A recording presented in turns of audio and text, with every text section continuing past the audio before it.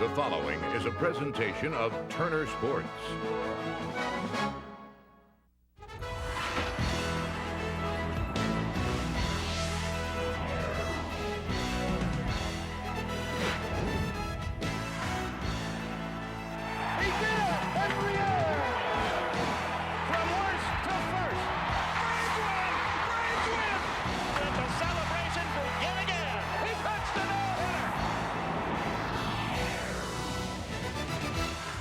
Hello again, everybody. Along with Joe Simpson, Skip Carey, welcoming you to another day of Atlanta Braves baseball. Rubber game of the series against Montreal. Montreal won last night 3-0. Butch Henry and Mel Rojas combined to deal the Braves their first shutout loss of the year. Today, Kent Mercker on the mound for Atlanta.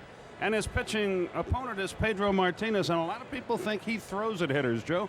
How do you look at that? A lot of controversy around that, and despite the fact the Expos have had a little bit of a losing streak of late, a lot of talk about Pedro Martinez. He's hit 5 batters this year. He hit 11 last year, and that led the league in that statistic, created 3 or 4 bench clearing incidents. His general manager defends him. Kevin Malone says, hey, this is a guy that pitches inside, and he even went so far as to bring in racial issues, thinking that he's being discriminated against because he is Latin. I think that's a little far-fetched. I think that's reaching a little bit to imply that that might be the reason for these things, Skip, because this guy is just a person who likes to pitch inside. Sometimes one gets away from him. He's been accused of being a headhunter. I don't think so. In the old days, you knew a pitcher like Bob Gibson was going to work the inside part of the plate. Hitters respected that. I think they need to do the same thing with Pedro Martinez. Nobody knows but Pedro Martinez what goes on in his mind. I will say this, though. He's got people thinking, and that's good for him. And we'll be back with the starting lineups, the play-by-play story, right after this.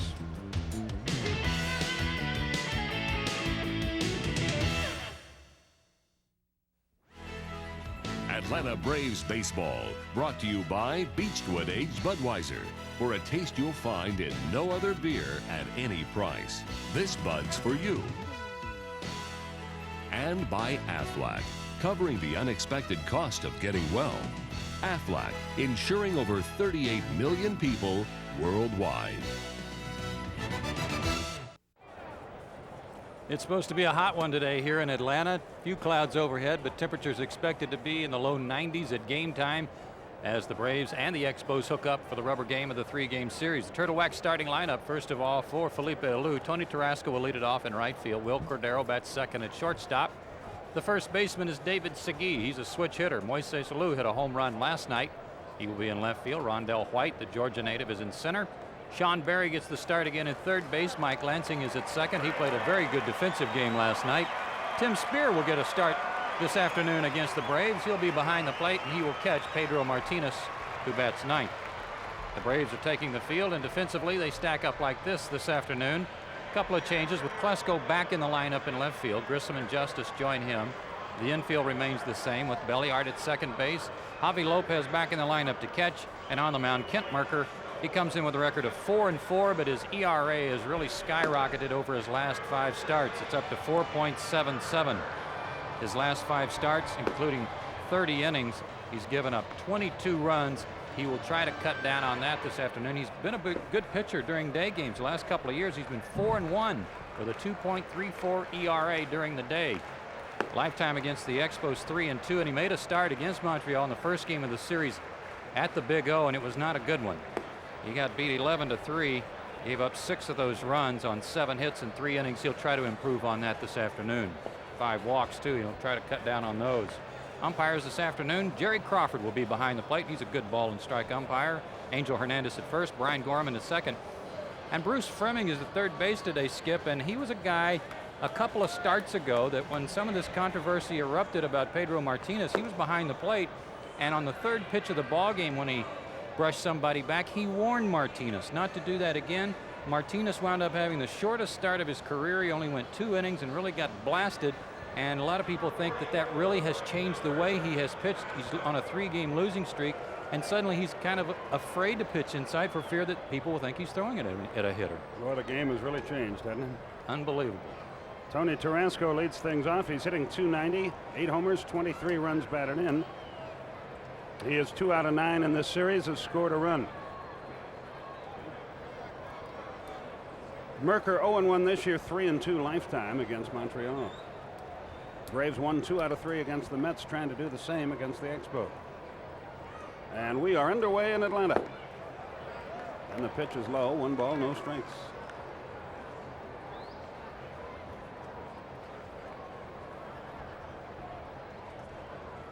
.88 degrees at game time. It's got a chance to go to 94 today, we're told. There's a strike right through there. 1-1 the count. If you've never watched Tony Tarasco hit before, one thing you'll notice about his swing is how he tries to stay on top of the baseball. He does a great imitation of a tomahawk chop, only with the bat. He's right on top of the plate again. He takes it 1-2. Tony not crouching as deeply as he did when we saw them just about 2 weeks ago up there. He'd gone into a little bit of a slide, and maybe that adjustment back to a more comfortable stance for him has resulted in a pretty good streak for him. He's hitting about .330 over the last 17 games. Got him with a breaking ball. Good pitch, 1 up. Tarasco is retired. Will Cordero will be the batter. Cordero at .292.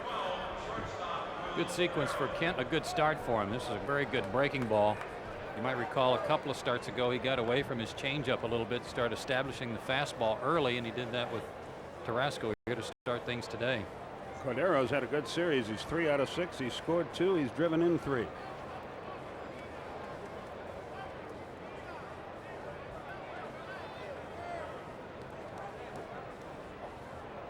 Merker takes a little time. Now he's ready. Ground ball headed for left field. Blauser fields. He'll never throw him up. Infield hit. So Cordero continues his good work. And David Segui, the batter. Speaking of broken bats, how about the broken bat home run in extra innings last night at Fenway Park? Haselman, the backup catcher for the Red Sox, broke his bat, hit one into the net, and the Red Sox beat the Blue Jays. I once saw Del Ennis, when he played for the Cardinals, fake a bunt and then just slap at the ball, hit it into the right center field pavilion. No kidding. 2-run homer. Funny the stuff that can happen. David Segui is the batter.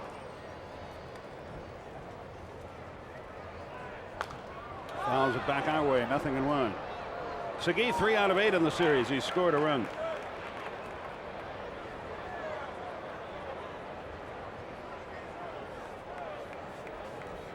Did they play a lot of day games in Old Sportsman's Park in St. Louis? Some Saturdays, and of course all the Sunday games were day games. I don't think Pretty hot there in the summertime. Oh boy. Not as hot as it is at the new place though, with the Turf. But that'll be changed next year. They're going back to grass. That ball's well hit down the line and right, but it is curving. Foul. Are they going back to grass? I believe so. Didn't yeah. know that. That's great. Might as well. That ball club, not the same makeup as they had in previous years with all the speed and defense. They seem to be getting away from that in St. Louis. Well, a lot of people are wondering exactly what it is they are trying to do in St. Louis. Runner at first, 1 out.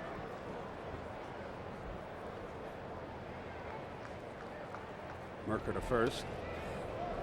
Cordero standing on the bag. It's going to be a good sized turnout before we're done here.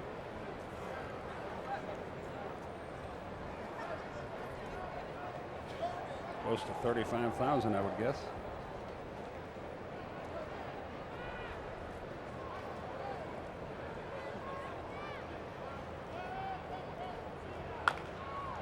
Just missed a double, hit that ball sharply. That fastball a little up. Don't want to do that to Segui. He didn't get that many at bats right-handed when he was with the Mets, but he's certainly getting them here. Well, he's got the eye black on today, and I don't blame him, as bright as it is here on the field.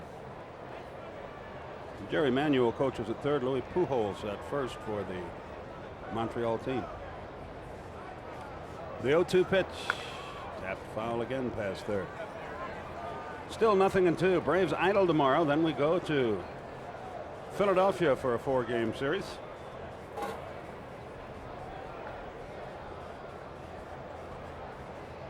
You know, you're supposed to downplay the importance of series like that, Skip, but as a player, you know who's ahead of you in the standings. You know how important it is.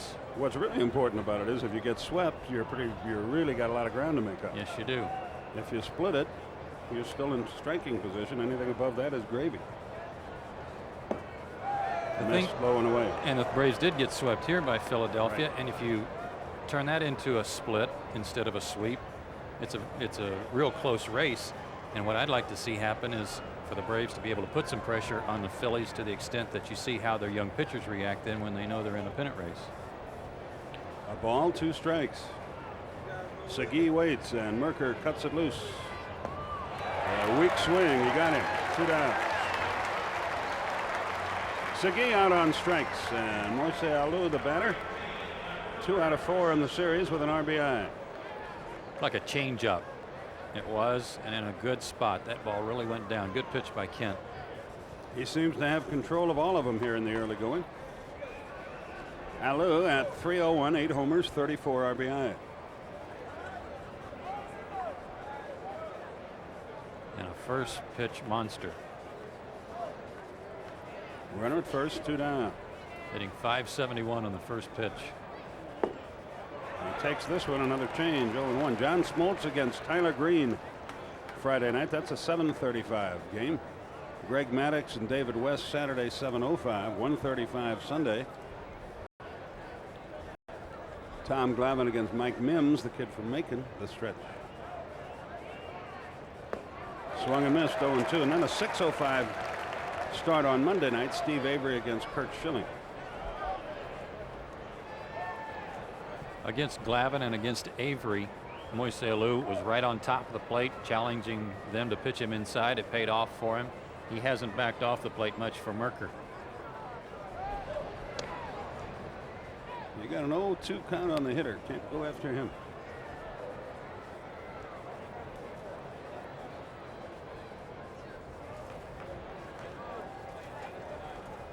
Rondell White waits to hit next. We were talking about some old-fashioned things earlier and about pitchers working inside the hitters. How about the way Alou grips the bat? No batting gloves. One finger off the knob of the bat. That's not on the end. That's off the end of the bat. He popped him up. McGriff comes over. He should have room. He does have room. And the inning is over. 1 hit, no runs, no errors, 1 left. We go to the bottom of the first. No score.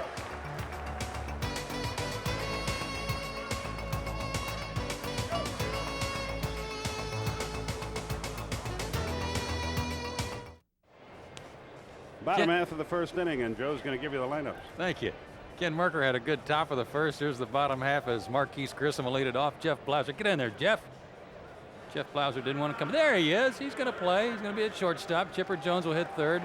Then McGriff, Justice, and Klesko. Lopez, Belliard, Merker, the bottom third. Defensively, the Expos have Alou, White, and Tarasco. Berry, Cordero, Lansing, and Segui on the infield. Tim Spear gets the start behind the plate and on the mound. 23-year-old Pedro Martinez, 5'11", 170, trying to snap a 3-game losing streak. He's 2-2 lifetime against Atlanta. Red hot Marquise Grissom leads it off, and it's upstairs. Grissom 5 out of 10 in his career against Martinez. He's 12 out of 18 against Montreal, 3 out of 7 in this series, and 38 of his last 87. Upstairs, 2-0. 67 strikeouts in 74 innings. Last year, averaged right about a strikeout an inning. Hard fastball, hard slider, and a changeup. Well hit left field. That's out of here, and the Braves lead.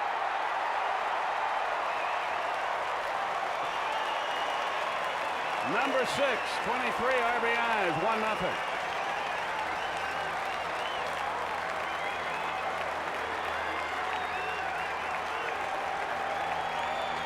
Number 6 allowed by Pedro Martinez. He gave up a home run to Mike Kelly in Montreal when Maddux beat the Expos 2-0. And on the next pitch to Jeff Blauser, when he came to the plate, he hit Blauser with a pitch. But Blauser was quick to say he didn't feel it was intentional. Here he throws him a high curveball, 0-1 for 1-0.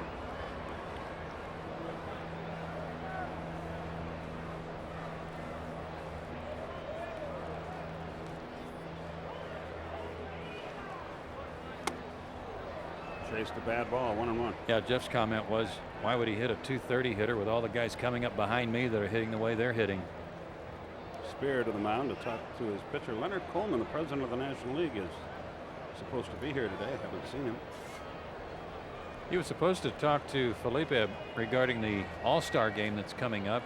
Felipe Alou going to be the manager for the National League, but there was also, according to Felipe, some discussion about the Martinez incidents. 1-2. Blauser really struggling. 0 for 7 in this series. 4 for his last 25 and 0 for 8 in his career against Martinez. So the odds are not exactly in his favor.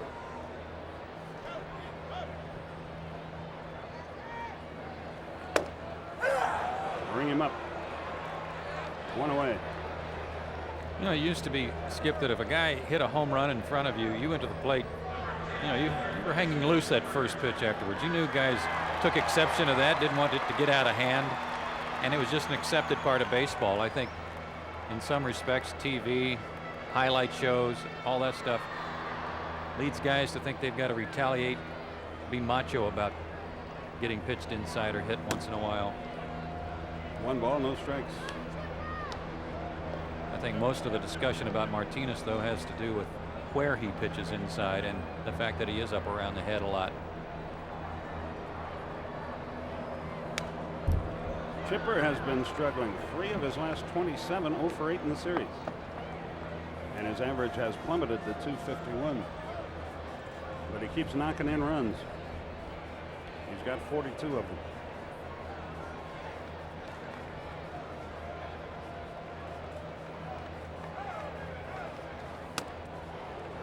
Just blew it right by him there. 1-2. He has that ability.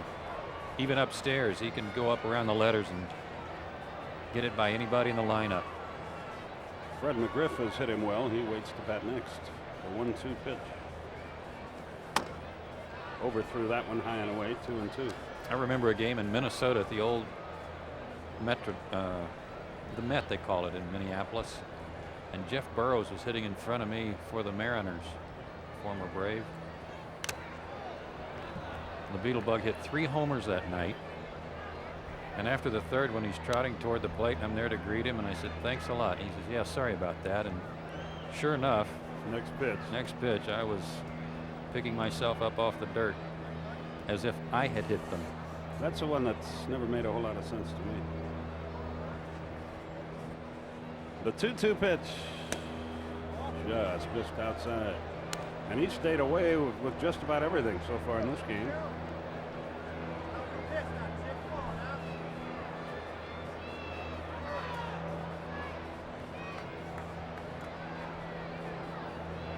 The 3-2. He walked it.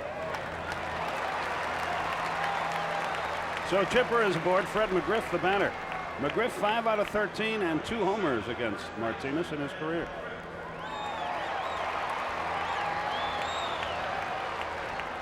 Fred 3 out of 7 in the series. All his hits have been doubles.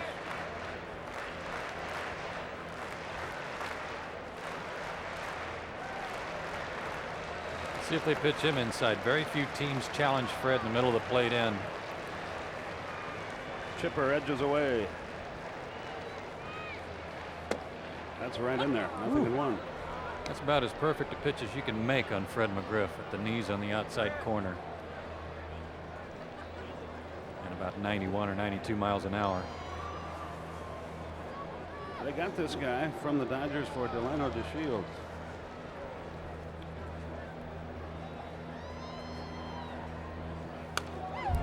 Fred a little late, 0-2. The owl beckons over the right field wall if we can get one that way. Knock an eye out of that thing.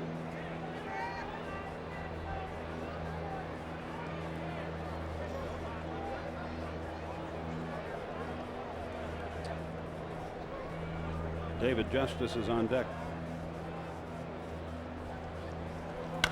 Hot shot, foul. Boy, that had something on it. Segui barely had time to react at first base, and because of that, Spear out to talk to his pitcher again. Angel Hernandez barely had time to react to the first base umpire.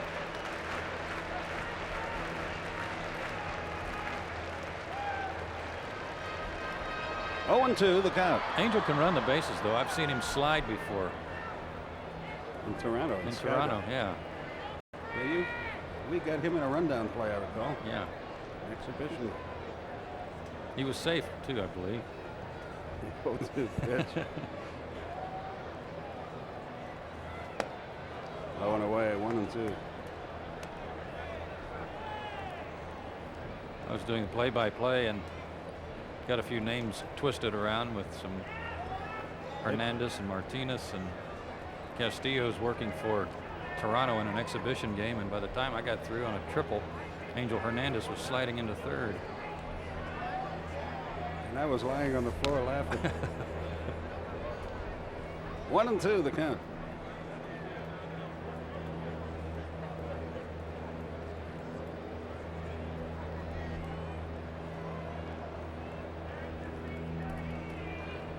Chipper edges away.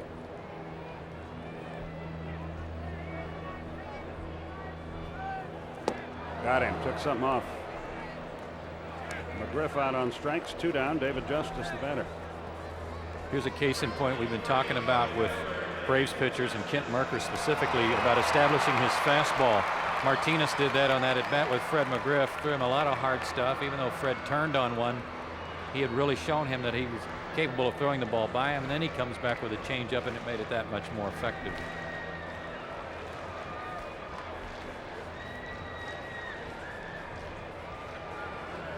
Justice 4 out of 11 against Martinez in his career.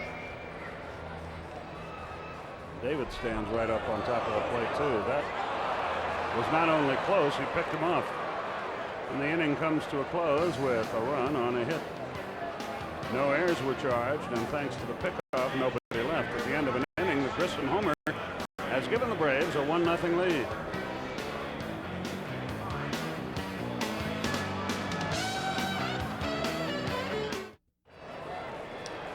Rondell White just swung and missed. A Mercker change of pace, and the second inning is underway. 1-0 Atlanta. Fourth time Marquise Grissom has led off a game with a homer.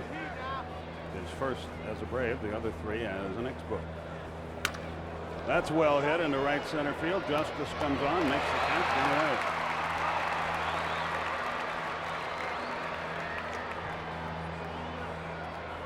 Time now to take a look at what's going to happen tonight on TNT.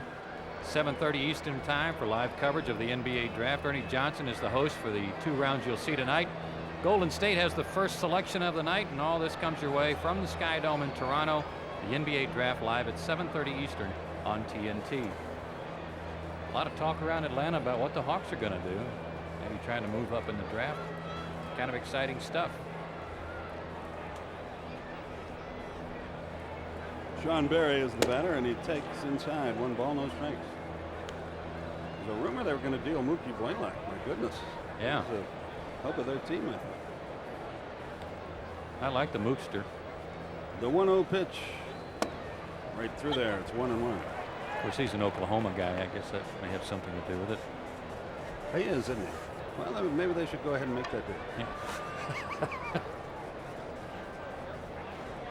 The 1-1.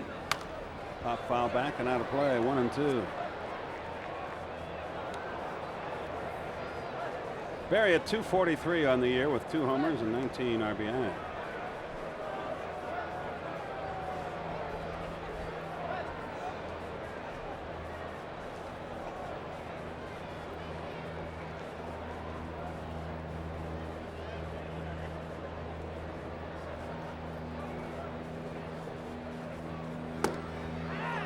Didn't miss by much.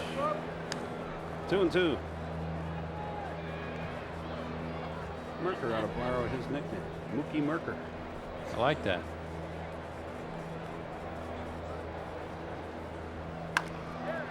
Chipper to his left. Gloves it. Close. Got it. 2 down. Barry got down the line in good shape there. Mike Lansing the batter. 4 of his last 39. 0 for 7 in the series.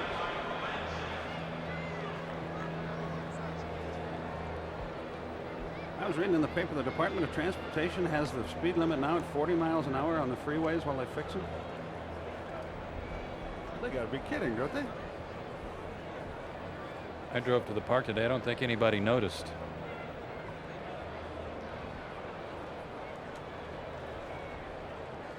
Merker into the line. The pitch to Lansing. Foul back 0-1.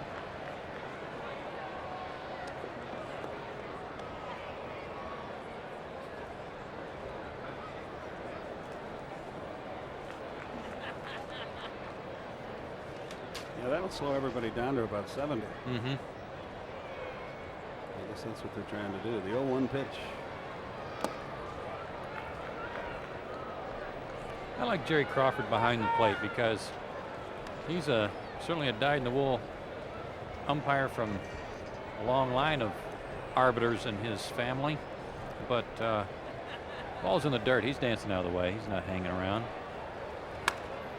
Loop foul into the seats. Fans battle for the souvenir. 1-2 the count.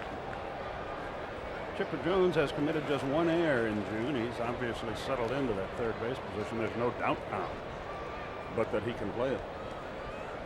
When he's able to get to a ground ball and get his feet set the way Jimmy Williams wants him to throw with a little crow hop, he's been right on target. It's sometimes when he has to come up and throw flat-footed that he might be a little bit off the mark.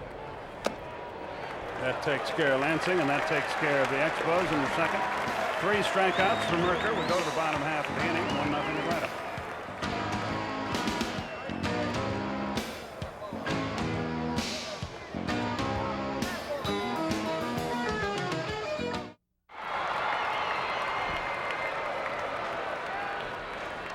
David Justice leads off the bottom half of the second inning.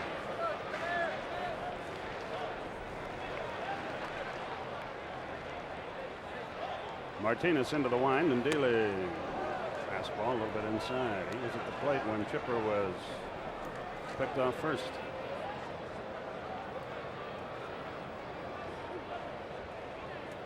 A little low, 2-0.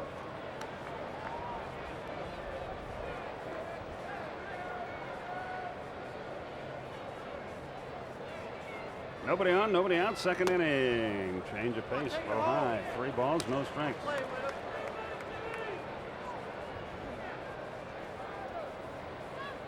The hot hitting Ryan Klesko waits on deck.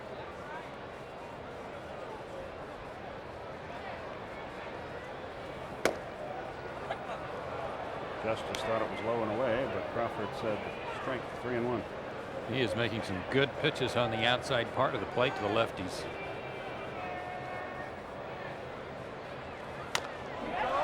Ball down the right side, not hit very well, but foul into the seats. Full count, 3-2. There's another case of his fastball that's at the letters and how tough it is to get on top of it. That ball rode up and in on David's hands, and he couldn't get around on it quick enough to get the head of the bat on it.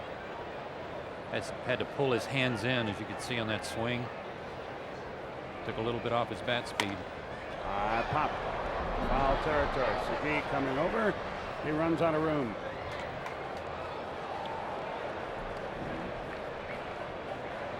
Still 3 balls, 2 strikes.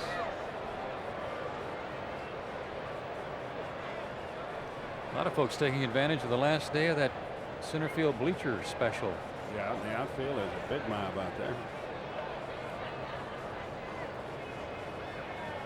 Let up, pop foul back and out of play. There's a slight chance of showers, and some of them are in the area right now. There's a look at the outfield at the deck. 11% chance of showers is what I heard.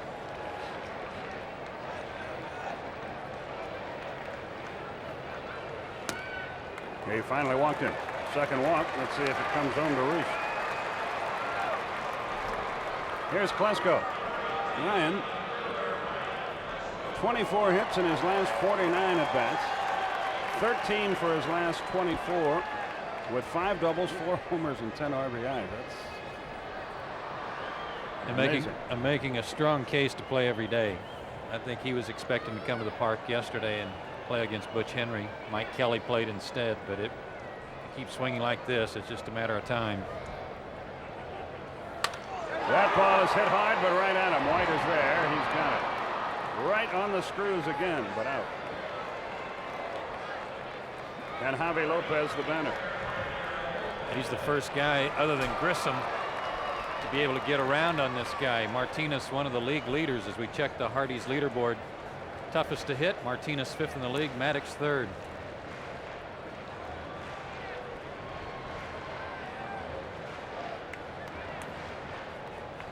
Javi Lopez stands in there.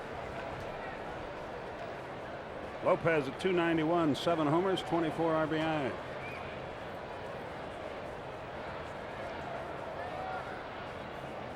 They don't think he can pull him. They play him way around toward right. He's got the whole left field line. And he throws him a change of pace and a line drive to left. Alou comes on, makes the catch. If he pulls it a little bit, it's in the corner and a run may be scored. 2 down. Funny defense if you're going to throw a change of pace. Yes, it was. Javi's been a hot hitter too. It's too bad he got that one off the end of the bat a little bit. Bobby had Chipper Jones running it, looked like, with Justice at the plate in the first inning when Chipper got picked off with 2 outs. I wonder if he might send David with Belliard up there. Rafi's a good first pitch hitter. He likes that first pitch fastball. I don't know if he can get around on Pedro's, but he's 1 for his last 13 is Belliard. They think they might. I thought the same thing. We shall see.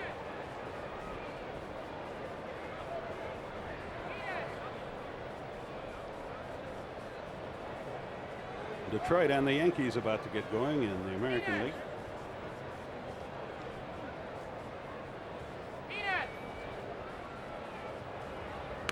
He bunts down the third base line. It's a beauty. Martinez has to avoid Berry and then throws late. It looked like a tag team match down there.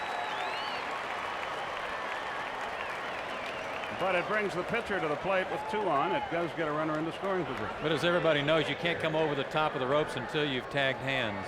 And Berry did. He might have had him if it hadn't been for that collision. Just a little lack of communication there. Martinez was on it quickly, but he was not in the best position to throw. Berry had a little momentum built up to field that one. Good bunt. So Kent Mercker has a chance to help himself here. They play him very shallow. Look at Randall White. Kent better choke up a little. Low and away, 1-0. Well, walk him and let Grissom hit. Take my chances That's there. even better. Looks like he is choking up just a little bit off the knob.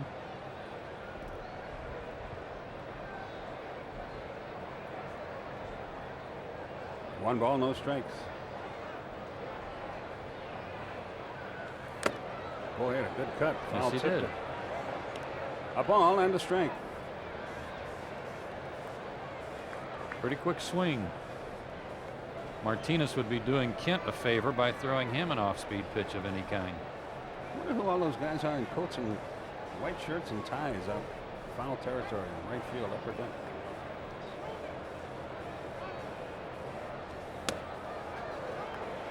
It's a Mormon group that's out here. If Dale Murphy's in town, he's probably out there with them. Mm-hmm. There they are. Thought it was the State Court of Appeals or something.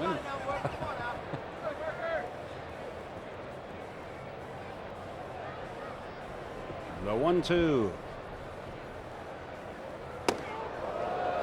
2-2. Now, you're not throwing at him there. He just missed making a perfect pitch. Outside fastball, the pitch before. And then busted him inside just to try to jam him. Now he probably thinks he's got the whole plate to work with.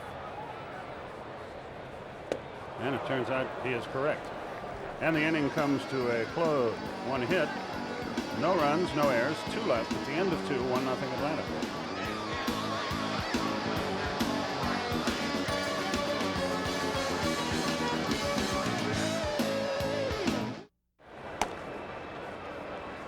We go to the 3rd inning. Hook that thing up.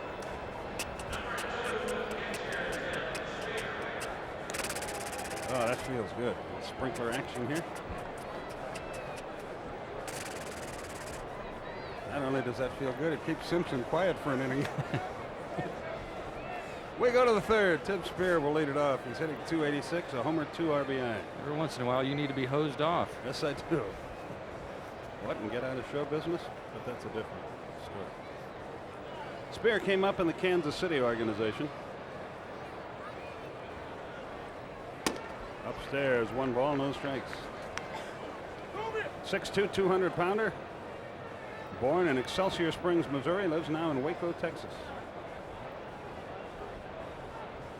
He came over with Jeff Shaw in '92 from Mark Gardner and Doug Piott. 2-0 the count.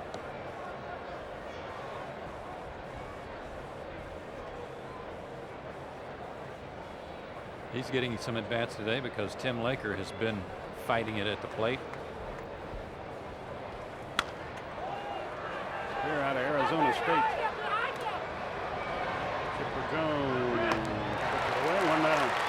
Oh, and Carlos Perez, who got nailed in the head with a foul ball in Montreal and rejoined the team yesterday after spending the night in the hospital, was sitting out charting. When that foul ball came over near him, he headed for the low country. He went for cover in the dugout. You can see him in the background there. Who hit the ball that hit him in the head, do you know? I don't remember. Did anybody claim it was racially inspired? I don't think so. I don't think so. 0-1 the count. Fortunately for the Expos, he's okay. 1-1 the count.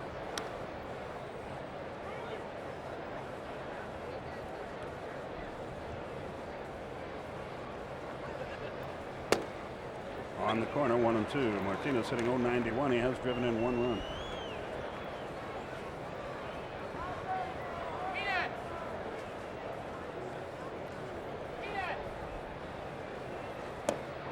Downstairs. It's 2-2. Al tells me it was his teammate, Darren Fletcher, catcher. Fletcher hasn't had an at-bat in this series because of all the lefty starters for the Braves. Martinez turns left, and that's 4 strikeouts.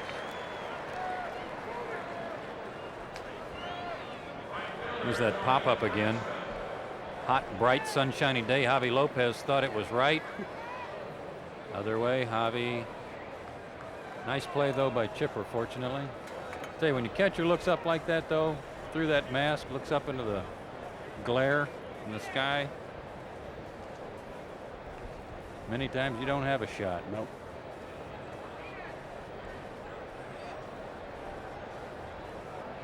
I don't know how they find a foul ball anyway. I don't either. That is a tough position. Curve low and away, 1 ball, no strikes. Detroit failed to score in the first at New York. White Sox at Minnesota will soon get underway.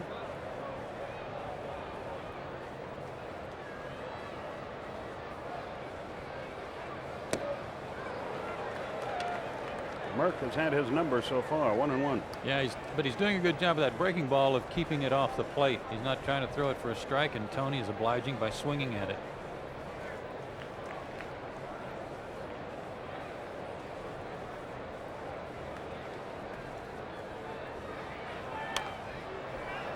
Boy, he does chop down, doesn't he? Yeah, he does. And that's one thing that's kind of hard to do with his swing, is hit the ball the opposite field.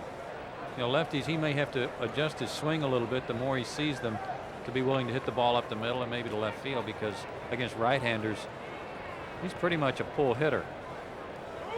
And when you swing down that drastically, that severely, it's tough to hit it solidly to the opposite field.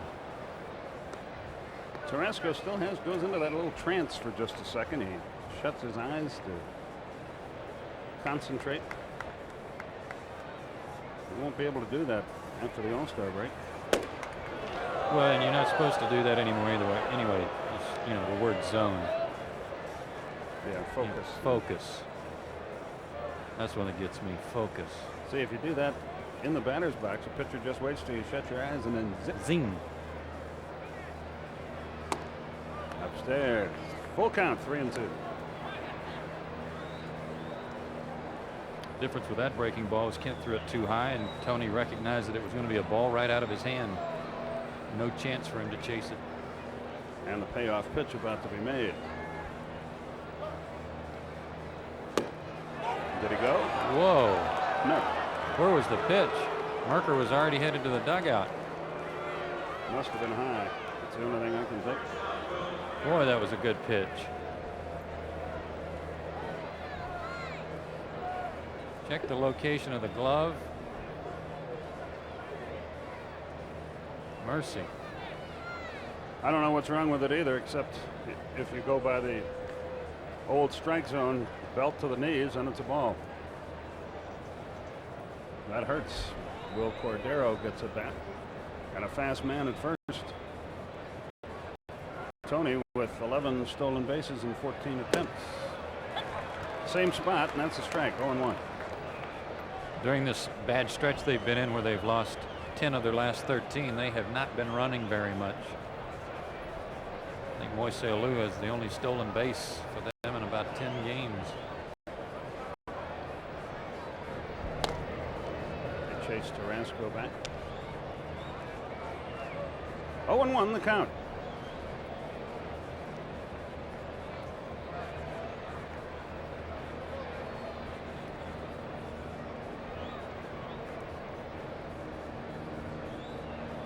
White Sox failed to score in the first at Minnesota.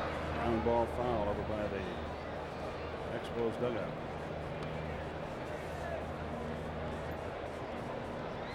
Oh, 0-2. Carlos Perez has got to find a different spot in the dugout. The balls are chasing him in the dugout.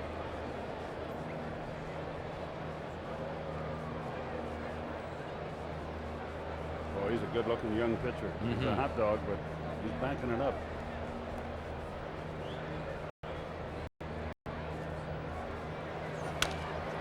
Little looper in the short left field. That'll fall for a hit, and Tarasco's at second.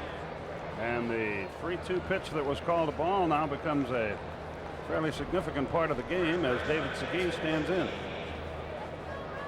And a little discussion perhaps about that pitch without showing each other up.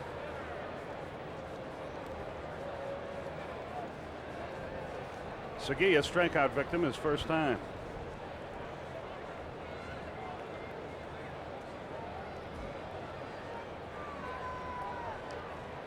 So the tying run is at second, a potential go-ahead run at first with 2 out.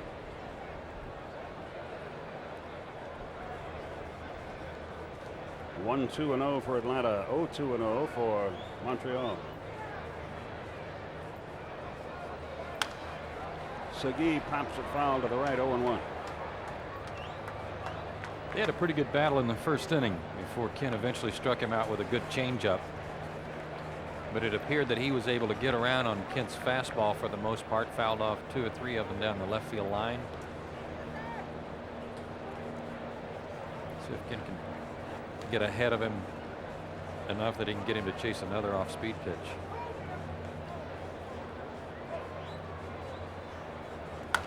Hit hard, but right at Blauser. Flips to second, close. Got him, inning over. So Merker pitches out of it okay. 1 hit, no runs, no errors, 2 out. Bottom half of the third inning, it's 1-0 Atlanta.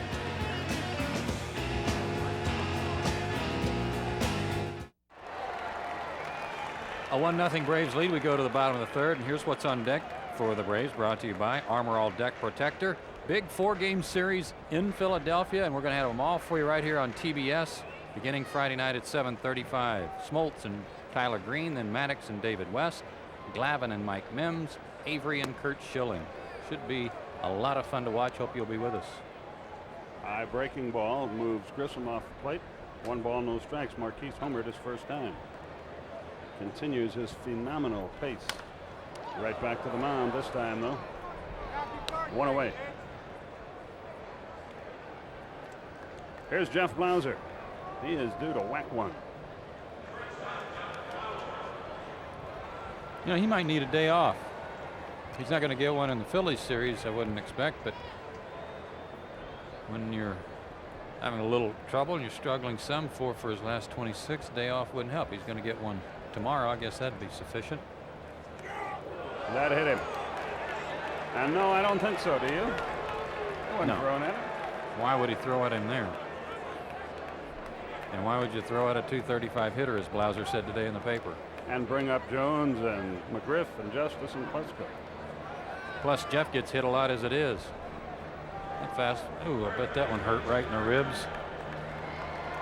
Yeah, that was not a glancing blow. That's the 6th hit batsman of the year for Martinez.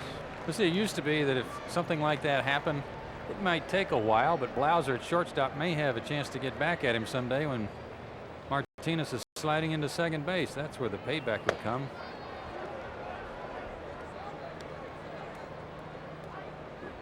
Well, these guys are all Union brothers, so they wouldn't do anything like that. Yeah, right. Oh, and 1 the count.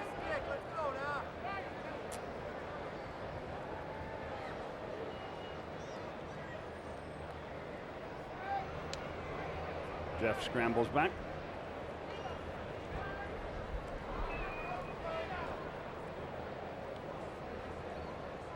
Chipper checks out Jimmy Williams. Jones walked his first time.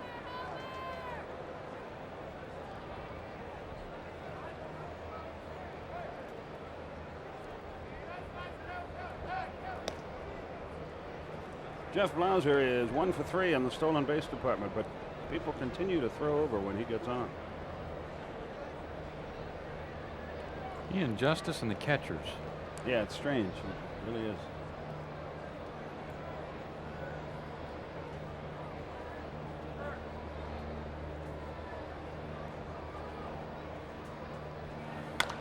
There's a drive, deep right center field. Back goes Tarasco to the wall. He's got it. Fires back toward first. Blauser just gets back. Chipper hit it hard, but not quite enough. One more biscuit for breakfast. That's out of here. He didn't quite hit it on the solid part of the bat, and I think it's because the ball got in on him just a little bit. Not quite enough extension. And Tarasco at his speed able to run it down and prevent extra bases. And made it a fairly close play at first base as Blauser came scampering back. He thought the ball was in the alley. Here's Fred McGriff, a strikeout victim his first time.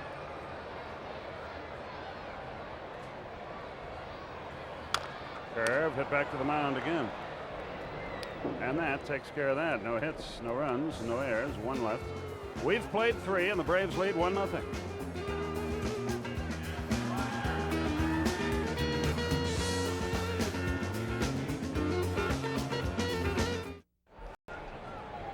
We go to the 4th here with a play-by-play story. Joe Simpson. Thanks, Skip. You got first pitch hitting. Moise Alou leading it off. He fouled out to McGriff his first time up with a runner at first base.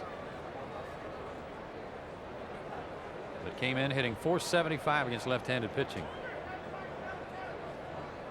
They move the target inside and move him back just a little bit to start things. Kent Merker has looked sharp today. Has struck out 4. He's allowed 2 hits.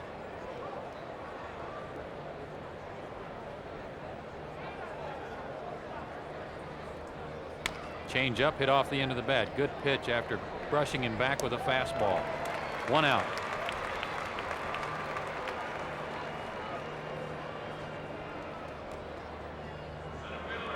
Rondell White jumped on a high fastball his first time up, hit the ball hard, but Justice was able to flag it down.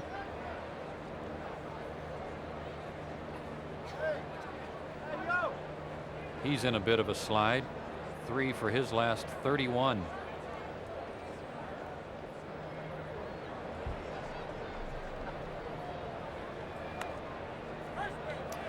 And did that get him on 1 hop, or did it get him on the fly? Looked like it hit him on 1 hop. And Rondell White gets an easy ticket to first base.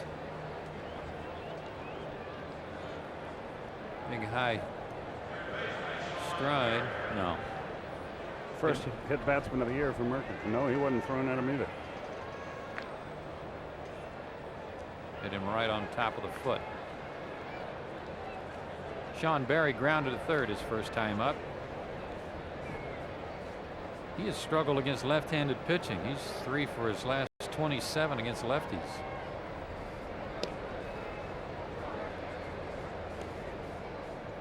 Rondell White 2 for 2 in stolen bases. Expos trail it by a run, so they might try something here with 1 out.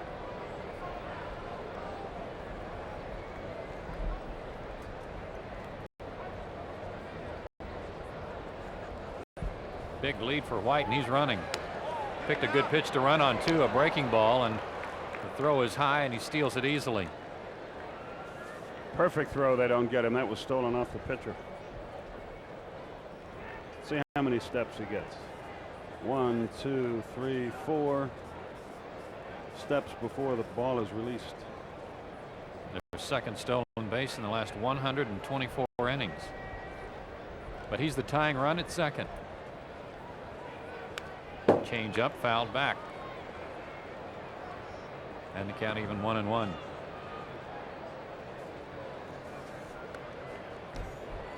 Shane Andrews, another guy the Expos use at third base, sometimes at first base, but he is not getting much playing time. He's on the bench hitting .220. He has struck out a lot, 32 strikeouts and 91 at bats.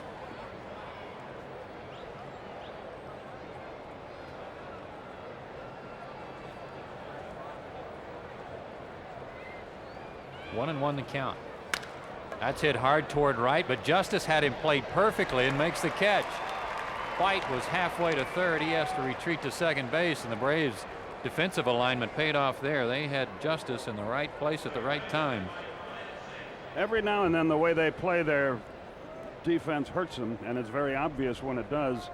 And you really don't notice how many times it helps them. There's a perfect example. If you subscribe to the theory, play everybody straight away, as some teams do, that ball is a base hit in the corner. He's at second base, and the game is tied. And there's your coach who aligns everybody, Jimmy Williams. Jimmy Williams doesn't get much notoriety except when he gets a guy thrown out on the bases. The fans notice him, but he is an integral part of that ball club.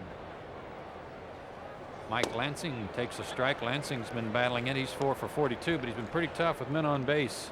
A lot of people don't realize that Jimmy succeeded Bobby Cox as manager of Toronto when Bobby came over here to be the general manager. And had an overall winning record. Good baseball man. Change up lifted toward left.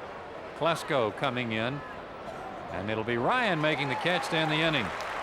Good job by Merker after giving up a base runner on a hit batsman and then a stolen base. No runs, no hits, 1 left. We go to the bottom of the 4th. 1-0 Atlanta.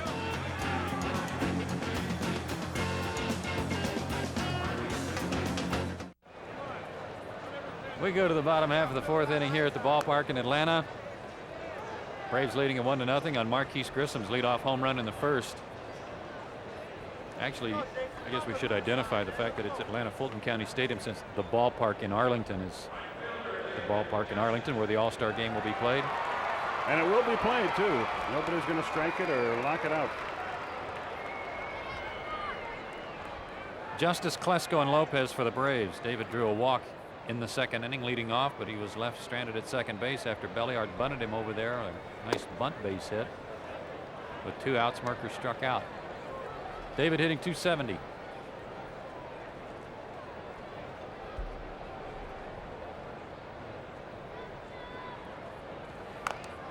Check swing, fastball got a piece of the bat. In that game, go ahead. Excuse me. Detroit jumped all over the Yankees. They got 4 in the second. They're still batting. Boy, Detroit can score some runs. Yes, they can. Their pitching is suspect, but they can score. Fastball jammed him, and it's a pop up into shallow right. Carrasco calls for it and has it. 1 down. Nobody wants to play Detroit in Detroit. No. Those short porches. That's sort of like playing the Rockies in Denver, I guess. Maybe worse. Ryan Klesko hit one right on the nose. First pitch he saw from Pedro Martinez in the second inning, but he hit a line drive right to Rondell White, who had him played deep. Ryan on a 9-game hitting streak, hitting .517 over that period. This is that changeup 0-1. Martinez pitched well against the Braves in that start against Atlanta on June 15th, but Maddox beat him 2-0. 1-1. It'd be a little tough to keep him off the All-Star game team if he had been able to play all year and been putting up numbers like this. But that trip to the disabled list really hurt him. Another changeup, way out in front. 1-2 the count. Now let's see if he tries to throw that smoke by. This guy can be pretty intimidating, Klesko. If you're pitching to him and trying to pitch him away, you certainly don't want him to hit one of those line drives back at you. Check swing, and he drilled it to left field. Alou got a late start, but he comes in and makes the catch about 200 feet away. There's your Del Ennis check swing. Yeah, exactly the same kind of thing.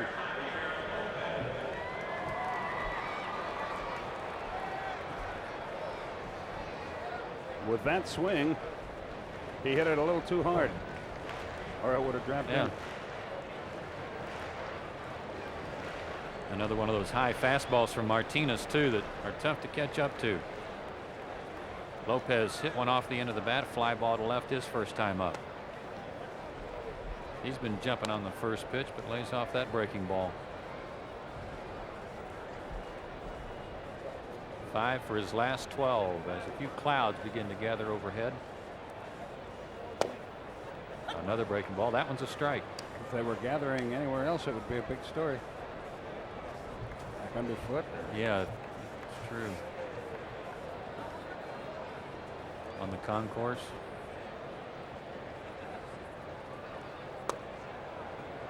Another off-speed pitch. That looked like a slow curve. 2-1. You get clouds in the dugout, it's a bad situation. Only if guys are smoking. Yeah. 2-1 pitch.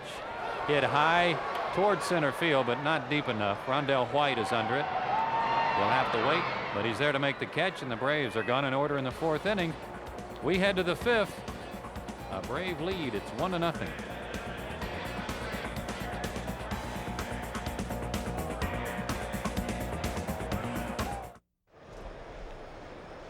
This telecast, authorized under rights granted by the Atlanta National League Baseball Club, intended solely for the entertainment of our audience. Any publication, rebroadcast, retransmission of the pictures or descriptions of this game without the express written consent of the Braves prohibited.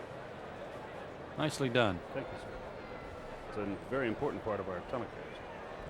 Bottom part of the order for the Expos, Tim Spear, then the pitcher Pedro Martinez, and then back to the top of the order, and Tony Tarasco. Kent Merker has blanked the Expos on 2 hits. He has walked one on a controversial 3-2 pitch to Tony Tarasco. And he has fanned 4. He has had a good fastball today. 4-1 in day games over the last 2 years.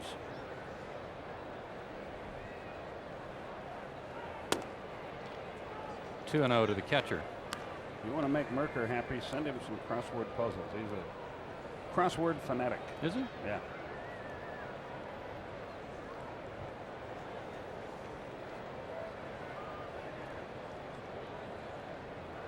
Spear steps out as he takes a little too much time.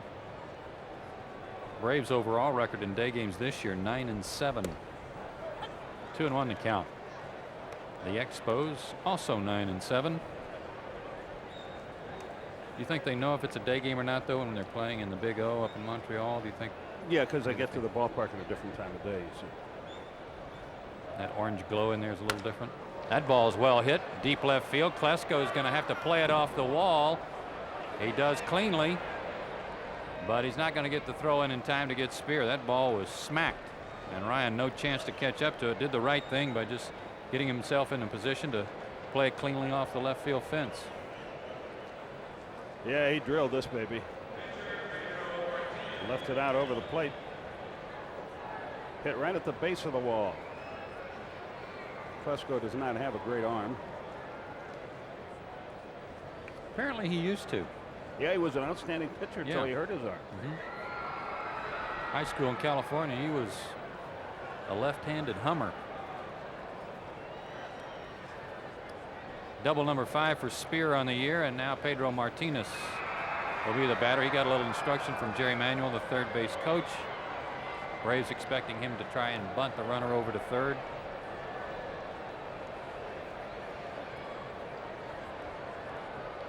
It's an odd shaped bat down on the handle. Fouls the bunt off. They got some tape on it. Yes, it does. It's got a flared end on the knob, but he's got tape on that. You might get confused over which end to grab sometimes. He's bunting again, the 0-1 pitch. Right back to Merker, but his only play will be to first. Wide throw, but Belliard, they call him stretch. Belliard had to reach for all he was worth to stay on the bag and record the out. Put out goes 1-4. He takes a look at third, but the bunt is deadened just enough that he opted for first, and that was close. Good thing Rafi had his fancy shoes on today too. I don't know that he'd have been able to reach if he hadn't had his high tops on. That's right, Joe. Infield will come in. Tarasco has struck out and walked. They will try to cut off the run. Braves lead at 1-0 here in the top of the 5th. Pete and Don will be over in the bottom half of the inning. Will Cordero on deck. Breaking ball, a little flare to right. Justice might have a chance at the plate. He makes the catch. In fact, Spears not even going to tag up. Good job, good throw. That keeps the runner at third base.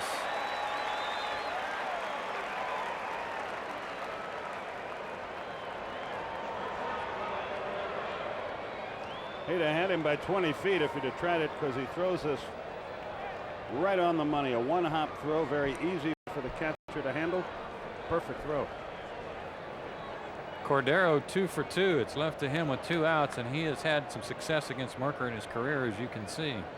And he's hit in 15 of his last 19 ball games.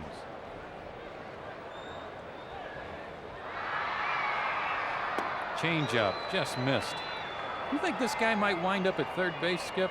I mean, some of the throwing problems he's having at short with that little lollipop thing. He's trying to get over there. He covers a lot of ground. I mean, I think he's a pretty good shortstop. And he's got a good arm when he cuts it loose.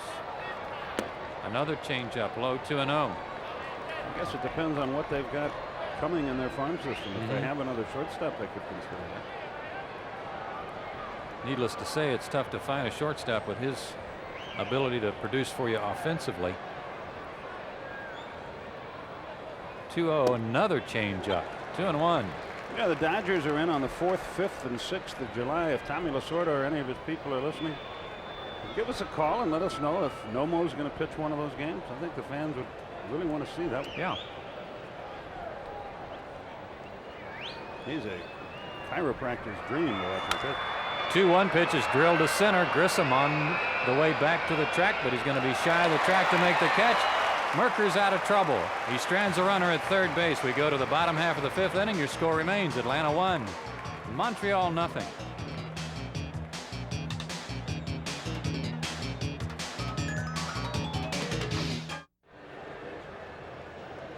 Got ourselves a pitching duo here, bottom of the 5th inning. Pete Van Weeren, Don Sutton with you for the rest of this one. Pete, explain it to me. Sometimes we see Kent Merker with no-hit stuff. Maybe every time out there we see him with no-hit stuff. Every now and then, doesn't get past the 3rd. Every now and then, a game like this. Yeah, it's just been a matter of consistency with him. He's been pitching extremely well today, but you look at a couple of the recent starts that he's made, and then you go back to that day game in Colorado when he was so dominating for the entire game. He's also one of those guys that pitches well in the daytime. And he's showing it today. Belliard to lead it off against Martinez. Rafael with a single. And a good play on that sacrifice. First pitch swinging. That's no surprise. To deep right field. Tarasco runs it down. 1 pitch, 1 out.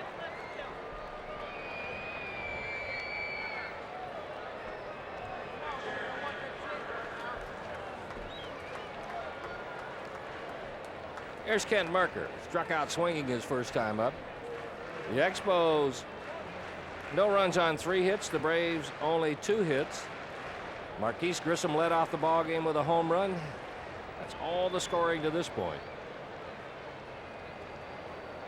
Merker shows Bud takes a strike. 0-1.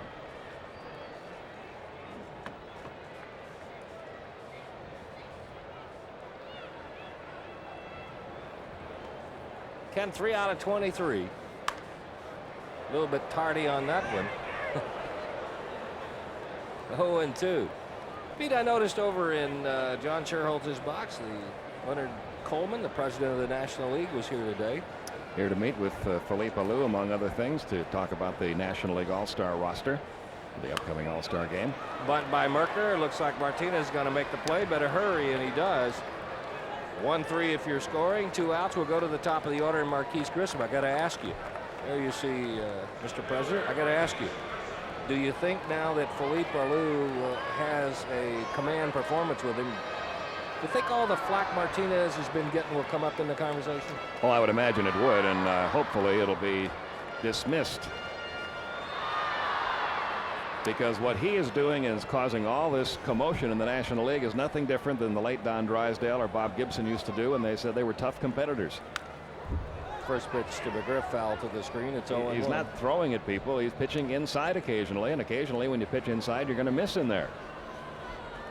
He has a somewhat flamboyant personality. Do you think that lowers the tolerance of it? Probably. Curveball, strike, 0-2. You know who pitched inside and hit a lot of people that people never bring up was Tom Seaver. Bruises to show for that one. But he did. He would come inside, and he was called a competitor too. Grissom stays alive. It's still 0-2. There is no place in baseball for throwing at hitters. There is no place for headhunters. But give me a break with jumping on a youngster who is just pitching inside. Nobody's perfect. Off the fist. That's back into the crowd. And the argument is if he's trying to hit the outside corner and misses by 6 inches toward the hitter, you think anybody's going to be unhappy? No, because that'll be right over the center of the plate. But if he pitches toward the inside corner and misses 6 inches inside of it, you think anybody's going to be happy? And then he's throwing in people, right? There you are. Tough chance for Barry. Good play. Close, but out. A 1-2-3 inning. That's 8 in a row set down by Martinez. We have played 5 in Atlanta. A warm afternoon here. 1-0 the score.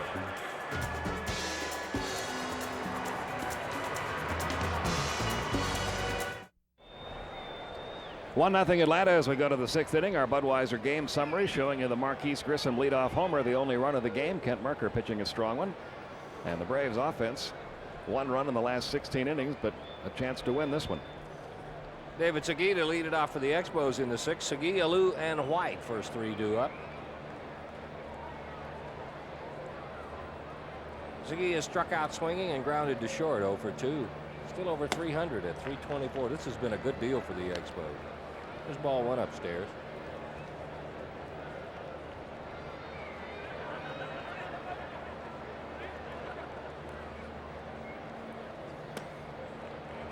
That one the other way, and it's 2-0. We were talking about Merker's pitching, how he's had some brilliant outings and some not so brilliant. Ken is one of those guys in the rotation that, you look at run support, he better pitch well because he has not had a whole lot to play with. Hammered to left center field. That is going to be trouble. Flesko over, but it's going to roll to the wall. Segui will stroll into second with a leadoff double. 2 consecutive innings that they have led off with doubles.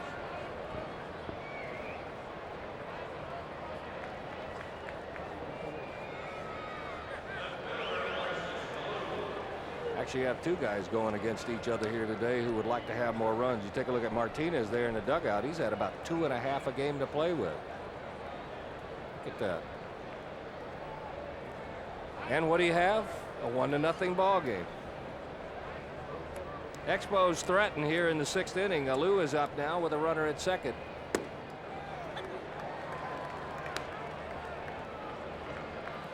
Alou is popped to first in foul territory to McGriff. He's grounded to short.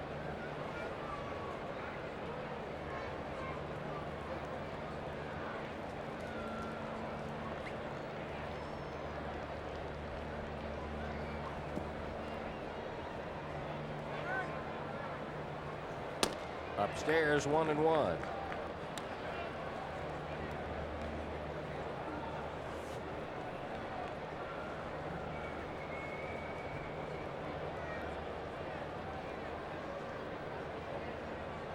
Lou right down on the knob of the bat. As a matter of fact, his bottom hand has a little finger overlapping the knob of the bat. He has moved up closer to the plate in the last year or so. Merker and Javi Lopez having trouble getting together. Well, when you're trying to pitch out of a jam, that can really foul up your continuity and your momentum. Look how far that little finger moves. Didn't mean to. A break for Merker and the Braves. 1-2 the count. You can think of a lot of guys in this batting order you'd rather have up there than this man with a runner in scoring position.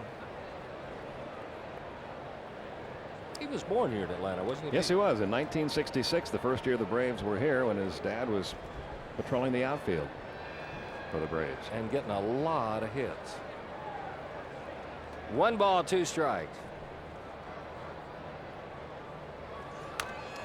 Off the fist, back our way. It's still 1-2. There's some firepower in that lineup. Felipe Alou led the league in hits that year. He had 218 hits.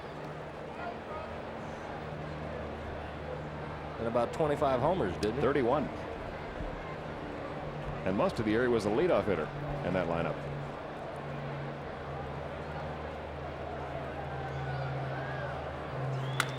To center field, a base hit. Grissom in quickly. We'll see if they hold Segui. They're going to. Grissom back into the cutoff man. Back-to-back hits. They're at the corner. Still nobody out. And Rondell White is the hitter.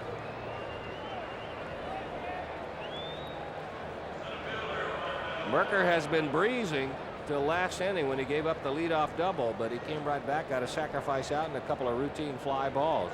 He's getting his pitches up in this inning. This is a good hitting ball club, the Expos, and if you leave something in the strike zone for them, they don't miss it. Here's a guy that can hit it a long way. Misses the changeup, and it's 0-1. Do you have those numbers close to you there that you were talking about with Alou? I can find him again. I've got him. How many bases did he steal that year? 5. But he had good speed, didn't he? Yeah, he stole as many as 18 bases in one season. Base hit left field. The Expos are going to get on the scoreboard. 3 hits in a row. The RBI single for White. Segui scoring. Alou moves to second. 1-1. That is White's first hit in the series, only his second hit in his last 22 at bats. As hot as he was when the Braves went to Montreal a couple of weeks ago, he has been ice cold for the last week. And that's his 24th RBI. That'll get him moving down the right field line in the Braves bullpen. Leo Mazzoni makes his way to the mound. Brad Clont starts to throw. You know, you talked down about Merker being inconsistent from one start to the next, having no hit type stuff one start and then maybe not lasting beyond the second or third inning the next. It also happens to him during the course of games. He can be breezing along like he has today for the first 5 innings, shutting him down, allowing only 3 hits, and all of a sudden an inning will come along and he can't seem to pitch through it. And that separates you from being a major league pitcher and being a good major league pitcher. Speaking of starting pitcher, you found out something last night. Remember, we were talking about wondering about Avery early in the ball game. Remember, he retired the last 18, but you found out something a little bit early. What was bugging him early, didn't you? Could not get loose, and it was to the point where he almost came out of the game, would have come out of the game in the second inning had not Mike Kelly made those 2 great catches in left field. Here's Sean Berry. Takes the first one outside, 1-0. And not only that, but he was having so much trouble getting loose that if the catches had not been made and he had come out of the game, Bobby Cox was planning on meeting with him after the game to have his shoulder examined, see if the shoulder was bothering him. Then all of a sudden, about the 4th inning, it kicked in for Avery. And get loose he did.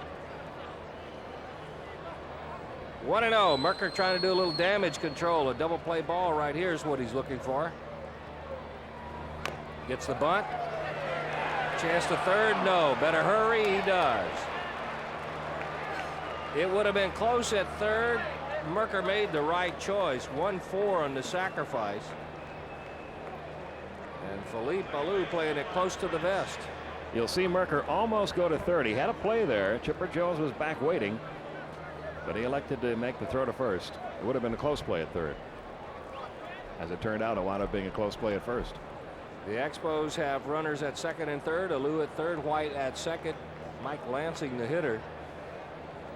He will be very happy to accept this intentional walk.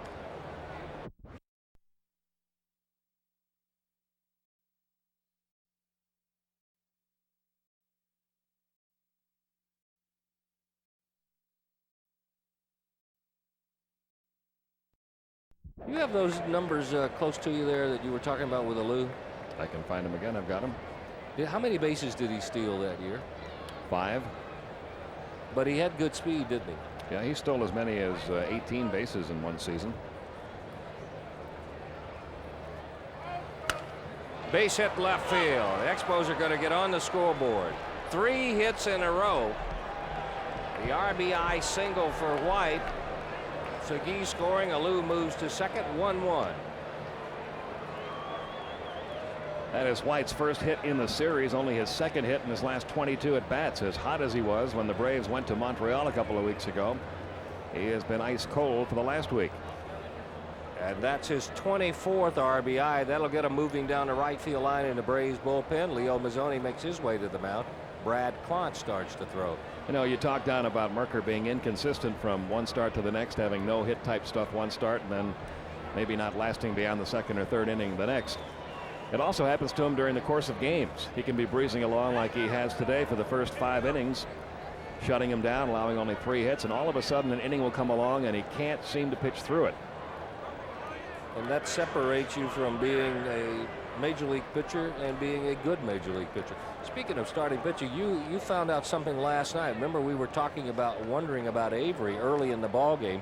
Remember, he retired the last 18, but you found out something a little bit early. What was bugging him early, didn't you?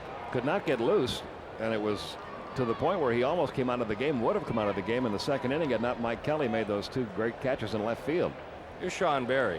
Takes the first one outside, 1-0. And not only that, but he was having so much trouble getting loose that if the catches had not been made and he had come out of the game, Bobby Cox was planning on meeting with him after the game to have his shoulder examined, see if the shoulder was bothering him. Then all of a sudden, about the 4th inning, it kicked in for Avery.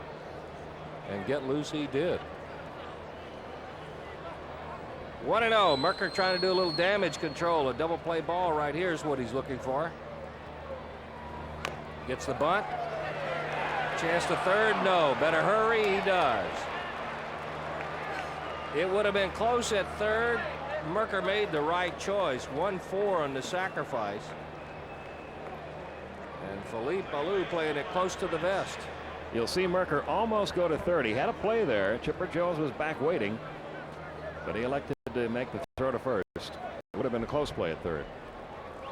As it turned out, it wound up being a close play at first. The Expos have runners at second and third. Alou at third, White at second. Mike Lansing, the hitter. He will be very happy to accept this intentional walk.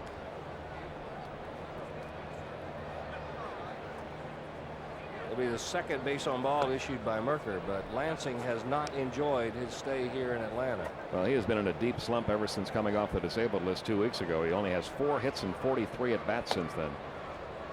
He was 0 for 4 Monday night. He was 0 for 3 last night, and he's 0 for 2 today. He might want to take this ball and put it in his trophy case after drawing the intentional walk. He'll trot to third. That'll load the bases for Tim Spear. Spear popped to third in foul territory, and double leading off the 5th inning. Well, there's a big out here for Kent Merker. He's got the pitcher due up next. If you're thinking double play, Spear has only grounded into 1, but then again, he hasn't played a lot. The Expos, one of those ball clubs that carries 3 catchers.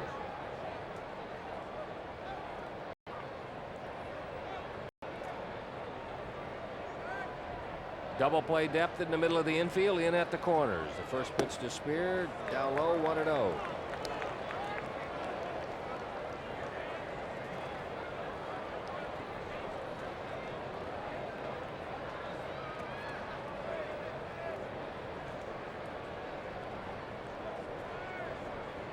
Spear, a .333 hitter against left-handed pitching this year. Upstairs, 2-0. And 5 out of 11 on the road. Boy, that third catcher doesn't get a whole lot of activity, does he? It's to warm up a lot of pitchers in the bullpen. And a lot of pregame ceremony. 2 balls and no strikes. Let's see if he has a hack, if anything close.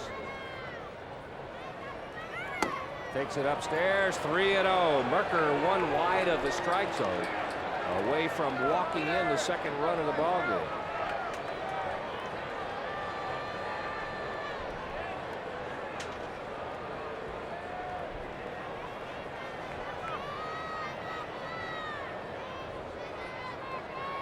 Chances are Spear will be taken 3-0. A strike at the knees. Make it 3-1.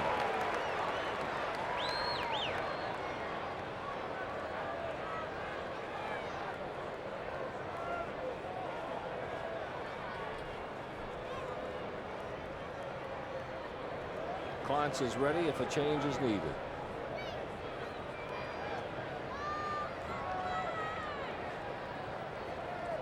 Too much time, and again Merker and Javi Lopez having trouble getting on the same page. Not the time of the ball game when you want difficult communications, is it, Pete? No.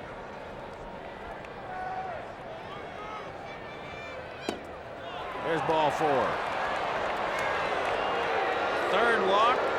The run will come home. Give Spear an RBI, maybe the easiest he's had this year. Lou scores. White to third. Lansing to second.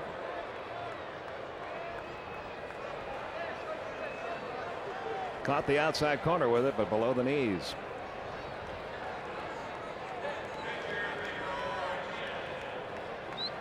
Martinez will be the hitter. Pete, I want you to look at something here. You're trying to get a strike, any strike. Why do you move to the outside corner with the target? You want to sit right down the middle and say, bring it down Broadway. To right field. Justice getting ready to throw. Might be deep enough. We could have a play at the plate. The throw. McGriff will let it go. It's too late. It's a sacrifice fly for the pitcher. An RBI and a 3-1 lead for the Expos.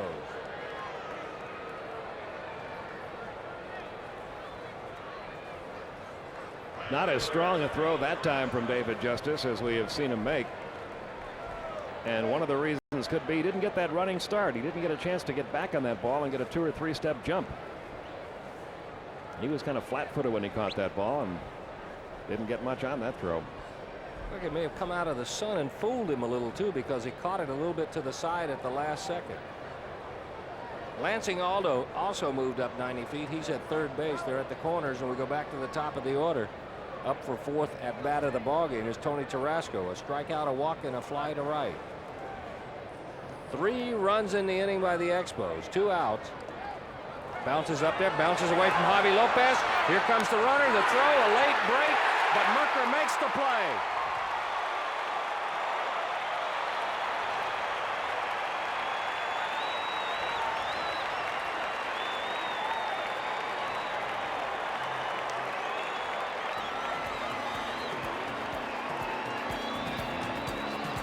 Three runs on 3 hits and 1 left, and a controversial inning to the Indies. To the bottom of the 6th, 3-1 to score.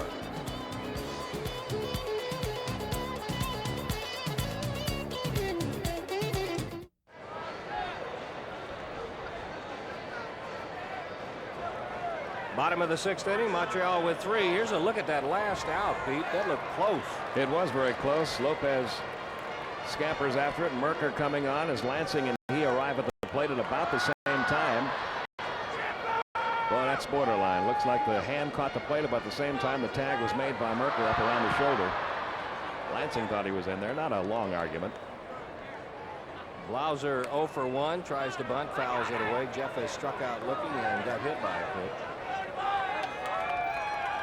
Pretty gutsy move by Merker coming in there. He got a late break, but he went in there on his knees trying to block the plate. That may have been what got him the out. Bottom of the 6th. In the air to left field. Home run distance, yes or no?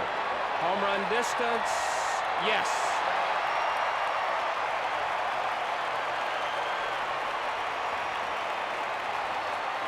Number 8 for Blauser. It's a 3-2 ball game.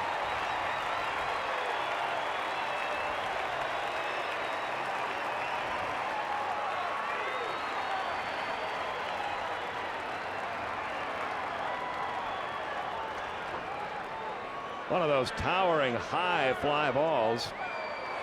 I don't think even the left fielder Moises Alou was sure at first until there that it was going to go. Chipper Jones, first pitch swinging to shortstop. Cordero makes the throw. Jones is out.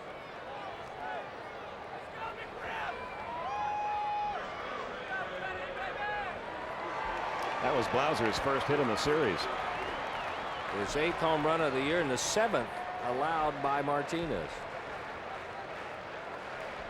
That home run total going up. It's all the hullabaloo about his throwing at people.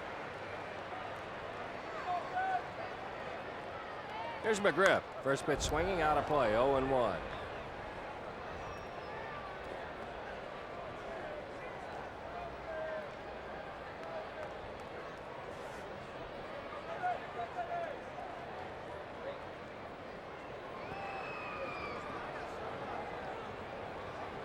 Good changeup, just misses outside. That'll make it 1-1. Right-hander is Greg Harris. The left-hander Gabe White in the Montreal bullpen. McGriff 0 for 2. He struck out swinging and tapped back to the mound.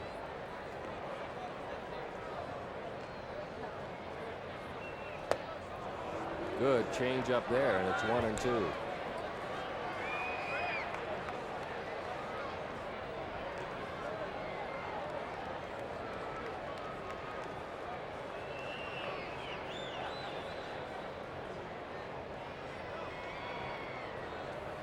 Up and away, 2-2. I wonder if there's any correlation. Martinez last year hit 11 batters, gave up 11 homers. He came into this ball game. He had hit 5 batters. He'd given up 5 homers. He's hit Blauser and given up another one. To right field, Tarasco's there. Nice running catch by Tony Tarasco. McGriff threatens to hit one out. It's 2 gone.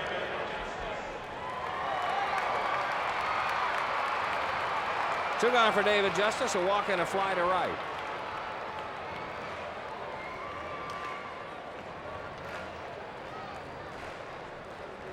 David 0 for 1 last night, drew a couple of walks, but boy did he have a big home run on Monday. The only hit of the night. He had 2 strikeouts to go along with it. There's strike 1. So he's drawn a fistful of walks, but he hasn't exactly worn out the Expos pitching in his 3-game homestand. Changeup misses. That'll make it 1-1.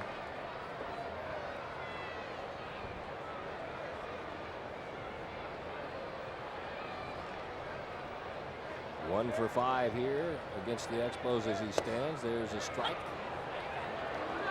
1-2.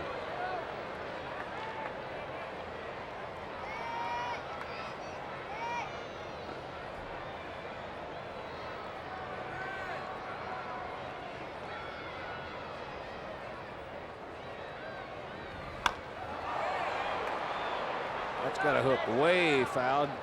You think he might have been looking for something inside as far as he hit that one foul down the right field line? He's done that a couple of times today. Did that in a couple of 3-2 pitches back in the 2nd inning. You got to be quick inside and looking for it there to do that. Still 1 ball, 2 strikes. Knee high outside corner. That'll do it. Perfect pitch. Call strike 3, but the Braves do get one. They do it on Jeff Blauser's high towering home run. We have completed 6 as we head to the 7th inning. It's a 1-run ball game.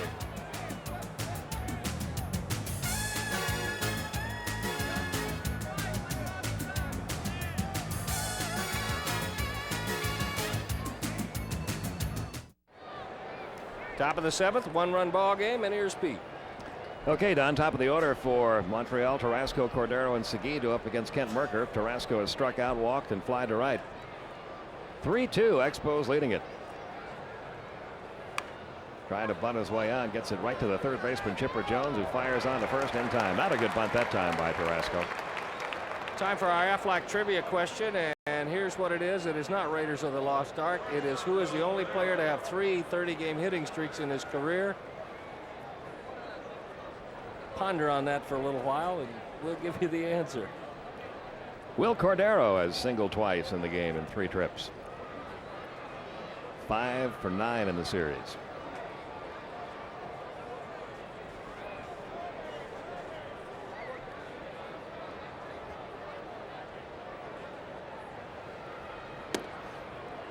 If you're thinking that player might be Harrison Ford, that's not it either.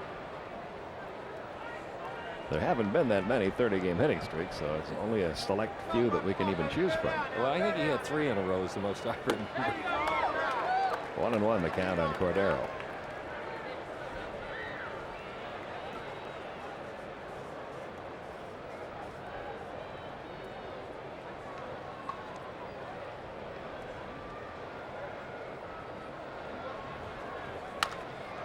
Pretty well hit to left field. Ryan Klesko drifting back, gets to the warning track and makes a nice running catch out there for out number 2.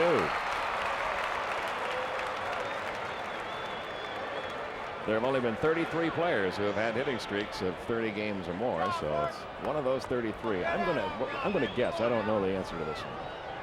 I would guess Pete Rose. What would your guess be? I'd have to go with Pete Rose too.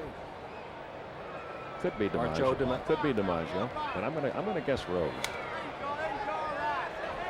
David Segui fouls one off toward the Braves dugout. Nobody can get to it. You see Kent Mercker hustling after that ball. I would not guess Rance Mullins. He had a 30-game hitting streak against you, though, right? He had a career against me. 2 men out, base is empty. Expos on top 3-2. Segui's double back in the 6th inning led off the inning when the Expos got all 3 of their runs.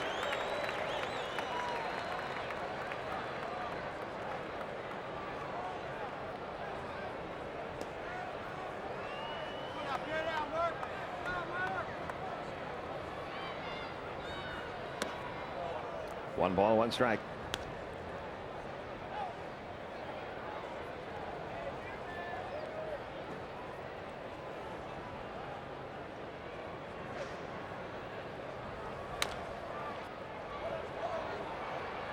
One and 2. 3 runs, 6 hits for Montreal. 2 runs, only 3 hits for Atlanta. I like something Chipper Jones does at third base. Remember, he is a shortstop. He has been bouncing around. But on any close ball hit down there, he doesn't umpire. He goes ahead and makes the play, and he'll figure if I throw the guy out and it's foul, what have I lost? But he doesn't guess as to whether or not it's fair or foul. He tries to make the play.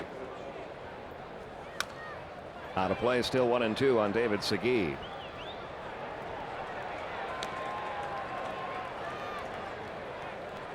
No game for the Braves tomorrow, but a very important 4-game set with the Phillies opens up on Friday night. John Smoltz against Tyler Green from Veterans Stadium.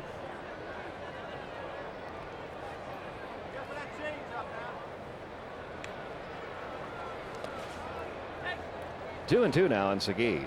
I know we've talked a little bit about how the attendance is down somewhat all around baseball, but I would venture to say over the weekend that will be a hard ticket to find in Philly. Yeah, I think we'll see some good crowds up there this weekend.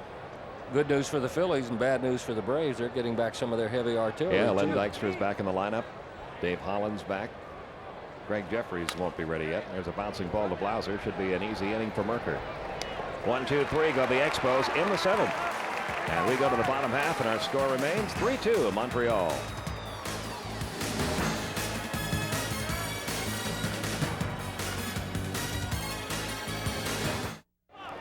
Seventh inning stretch here, all the way around and all ages. Time for us to remind you about what our Aflac trivia question was. The only player to have 3 30-game hitting streaks in his career, and we eliminated Harrison Ford. Who was it? How could that sneak by us? I didn't even think of him. A 40-game streak, a 35-game streak, and a 34-game streak at different times in his career. So we were both wrong. And here's Ryan Klesko leading off the bottom of the 7th. He's flying to center and flying to left. Is there a movie about him out right now? Ty Cobb? Yeah, they do have a movie out. It was out last summer. Probably available video rentals now. There's the 1-0. Big swing, 1 ball, 1 strike. Good actor played Ty Cobb in that. Tommy Lee Jones. Brad Klontz up again in the Atlanta bullpen. The pitcher spot due up 4th here in the bottom of the 7th. Braves trailing by 1, 3-2. Both runs coming on solo homers, one by Grissom, one by Blauser, and the count 1-2 now on Ryan Klesko.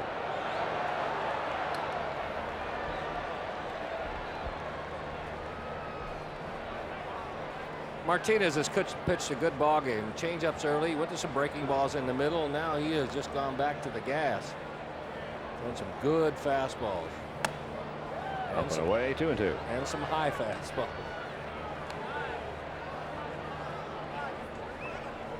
Not a very big guy. He's only about 5'10", 170, but he throws hard.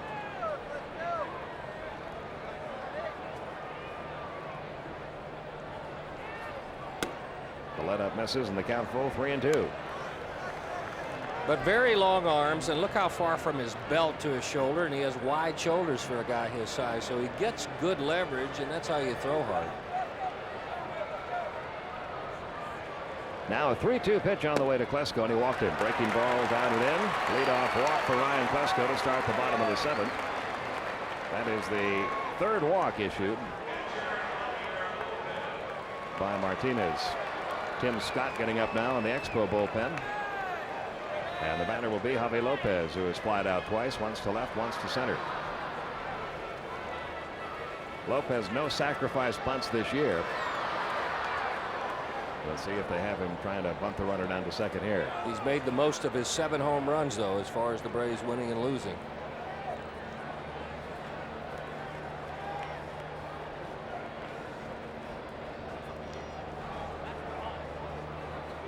Nobody out. Klesko at first.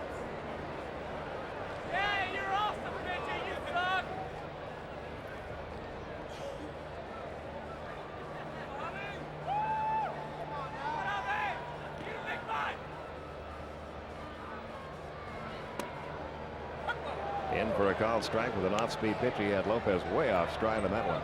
0-1. And it's a good thing, because if Javi Lopez stays back, that was a high tumbling changeup. Big letters on it saying "hit me."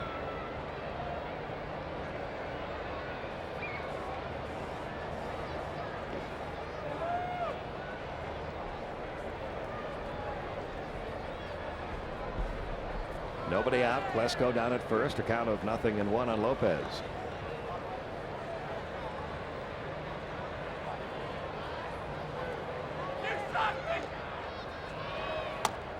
Almost hit him. 1 ball, 1 strike. And David Segui at first over to have a word with Martinez.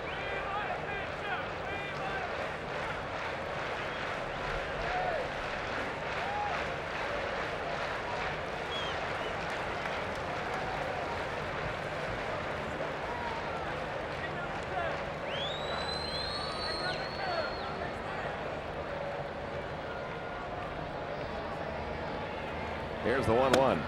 Good fastball, 1-2.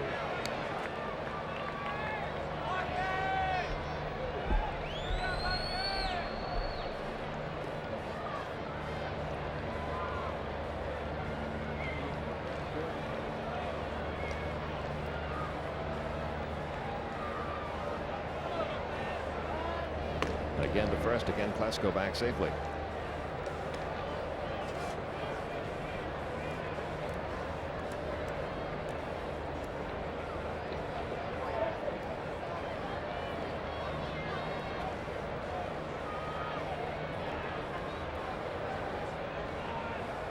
Now the 1-2 on the way to Lopez. Popped up foul behind home plate. We'll see if Spear has a chance for a play. He has just enough room in front of that screen. And that's out number 1.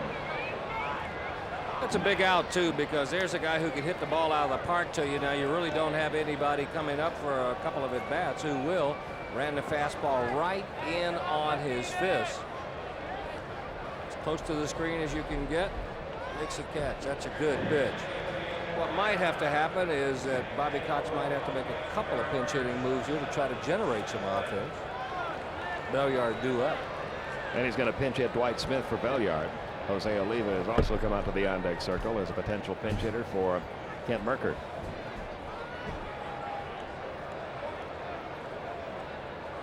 Joe Kerrigan, the pitching coach, out to the mound. The meeting broken up by Jerry Crawford. And Dwight Smith will step in with one man out, a runner at first. Smith hitting .288 for the year with a couple of home runs, 9 RBIs. He's been the Braves' most frequently used pinch hitter, 7 for 27 in this role. But he's only 1 out of 17 the last month, Pete. I like what Joe Kerrigan does there. You go over these guys and then you don't see him for a couple of days, and if a pinch hitter pops out of there, he immediately goes to the mound. Just a little quick refresher course. Here's what we know about him. Here's where he likes the ball. Here's how we want to pitch him. That is not a meaningless trip to the mound. That's one with a purpose. And the pitch to Dwight Smith. He got around on a high fastball, didn't come up with it. 0-1.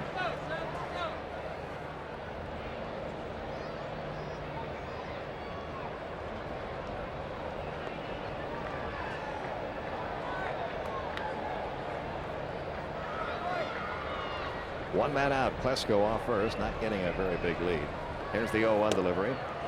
Low and outside, 1 ball, 1 strike. Been a very streaky kind of season for Dwight Smith. You saw that last note, 0 for his last 13. Remember spring training, got a hit his first time up, then he went about 0 for 24.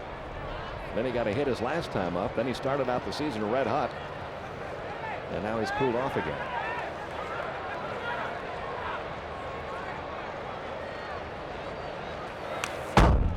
One and two, the count. He's a guy who has suffered, as strange as this may sound, from the pitchers going longer in the ball game, and the reason is until they got ready, you were seeing 3 and 4 pinch hitters a ball game because you were seeing 4 and 5 pitchers. So he had a lot more at bats the first 3 weeks than he's had the last 5 weeks. Then he had the chance to play when Justice was out injured. Exactly. Here's the 1-2 on the way, and it's outside, 2-2.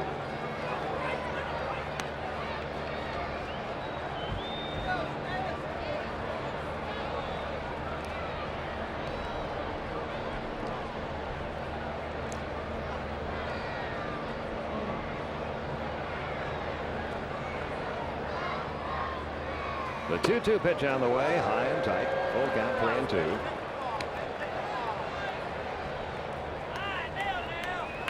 I've always thought this would be one of the toughest jobs in baseball anyway, coming off the bench to pinch hit. Scott continues to throw down the Expos bullpen. Boy, when you don't get the chance to do it that often, you get 13 at bats a month. That's not a lot. There goes the runner. 3-2 pitches, fought off foul, back off the screen. It remains 3-2.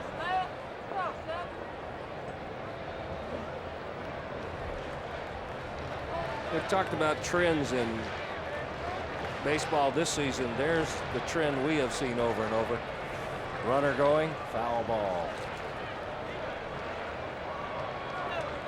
We'll do it again. If it holds true to form, it should happen 2 or 3 more times. There goes Klesko. 3-2 pitch rolling towards second, fielded by Lansing. On the first in time. Down to second goes Klesko. So 2 men are out now. The runner at second, and now Jose Oliva will pinch hit for Kent Mercker.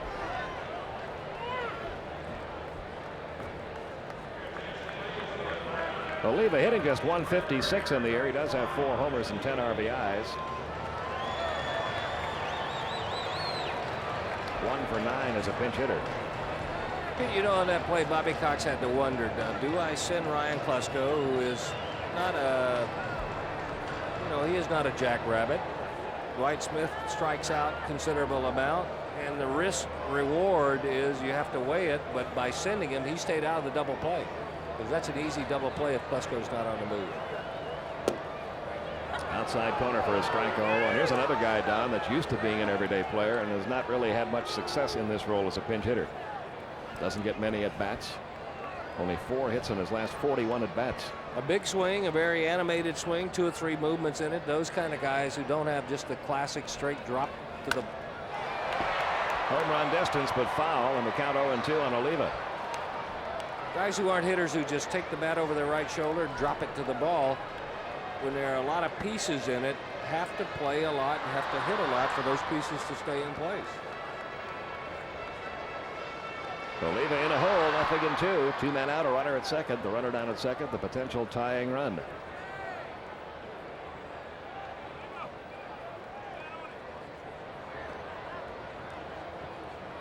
The 0-2 pitch on the way, bounces one up there, 1-2.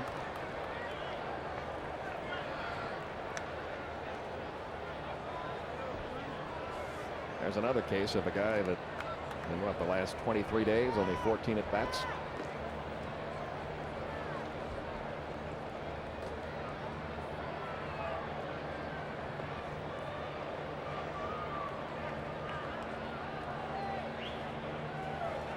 Now the 1-2 on the way. He got him.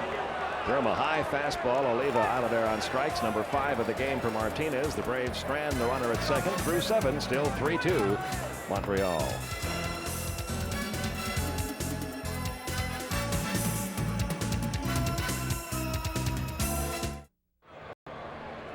Let's take a look at the Delta scoreboard. 2 games underway. Nothing doing at either one of those. Everything else coming a little bit later in the National League. They're playing home run derby in New York. Higginson and Fryman for Detroit. Davis has one for the Yankees. So does Williams. Chicago by 1 over Minnesota. They're tied in Milwaukee, and all the rest of the American League action coming up later on. Let's look at our Delta scoreboard. Couple of changes for Atlanta. Mike Mordecai takes over at second base after Belliard was pinch hit for. The new pitcher, right-hander Brad Kluntz, making his 22nd appearance of the year. 0-1, ERA 5.16.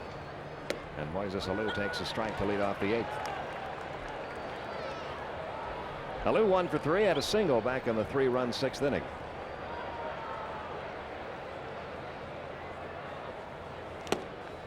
It's 0-2. Fox had a good outing his last time out against the Mets. Inning in the 3rd, only 1 hit, struck out 1. He had inherited 2 runners and left them standing out there.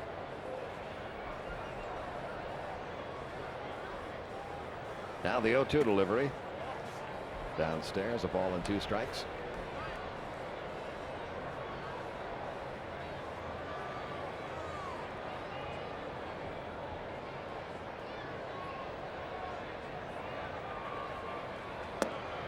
Two and 2.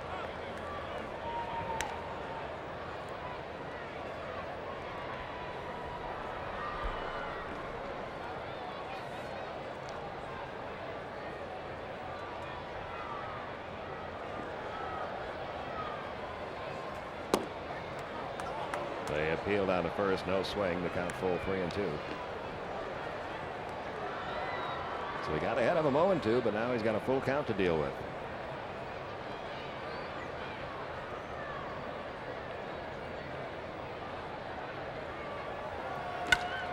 In the air, straight away center field. Marquise Grissom flips the glasses down and makes the catch, 1 down. Mel Rojas now up in the Montreal bullpen. Philippe Alou uses his closer Mel Rojas a little differently than many managers. A lot of the managers nowadays don't like to use their closer for more than 1 inning, but Rojas in several of his saves has come on and pitched 2 innings. We'll see if he comes on in the bottom half of the 8th inning. Rondell White, the batter, takes low, ball 1.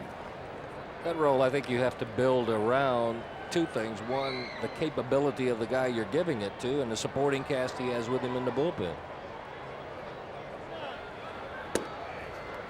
There's a strike, 1-1. Some guys couldn't work 4 days out of 7 if you pitched them 2 innings. Funny how that role of the closer has changed over the years. 1-2 the count. First of all came the setup men specialist that would set up the closer. But for many years, whoever your closer was, any time from the 7th inning on was time for him to come into the game and shut the door the rest of the way, hopefully. That's all for Rondell White. Ponce records his first strikeout. Then you got into the situation where managers, and you see Rojas coming in, so it looks like he will come into the game, where a lot of managers began using that closer for a shorter period of time, with using the setup men in the 7th and 8th innings and using the closer only in the 9th. And then you've even got managers that don't like to bring a closer in except to start the inning. Right. They don't like to keep that closer out in the bullpen until you get a couple of men on in the ninth inning. They don't want to bring him in then. They want to bring him in at the start of the inning. And they have a 1 at-bat specialist. 0-1 the count. A lefty against a lefty, or a right-handed breaking baller against a right-hander who can't hit breaking balls. High tech. The 0-1. Inside, 1 ball, 1 strike. And in the old days, if they told you were going out to the bullpen, you were miffed by it. Oh, it was punishment. That meant you weren't good enough to start. 1-2. It was either punishment or the next step, the last step between that and being a carpenter or some other form of job.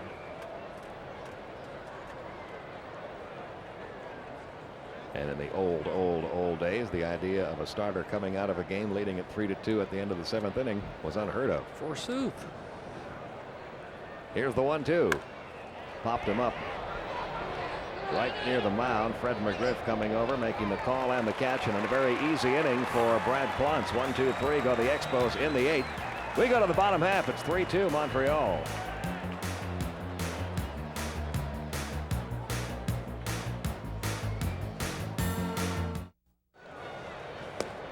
Bottom of the 8th inning, 3-2. We invite you to join TNT tonight at 7:30 Eastern for the live coverage of the NBA draft. Ernie Johnson will be the studio host for the 2 rounds that you'll see tonight.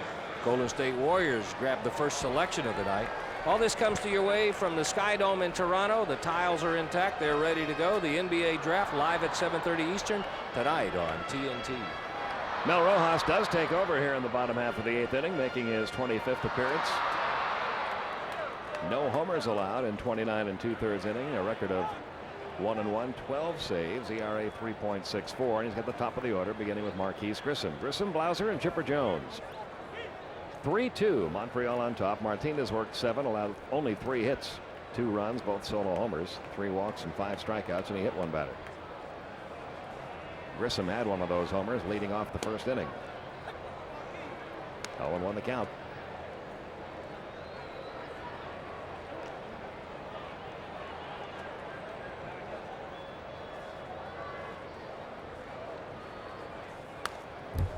Foul back, 0-2.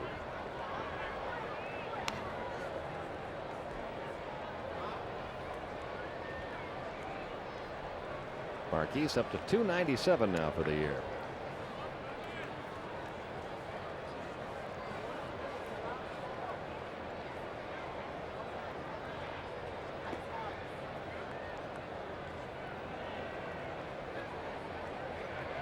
Here's the 0-2 on the way. Fly ball, right center field. Tarasco and White converging. It'll be Rondell White making the catch. 1 gone. Rojas is lucky that wasn't hit into the seats. He got away with a hanging fork ball about belt high on the outer half. He is the nephew of Philippe Ballou, the Expos manager. Watch this pitch. Right down the middle, and Marquise probably couldn't believe it was that bad a pitch. That's why sometimes hitters will flinch when a pitch just comes tumbling in there. Blauser homered his last time up. 0-1 the count.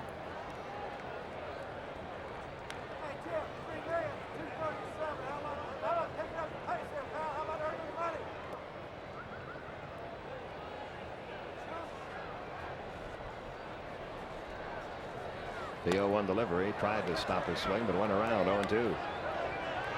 He has had more swings like that this year than I can ever recall him having over the course of the season. I don't know whether he's guessing wrong or not seeing the ball as well or what.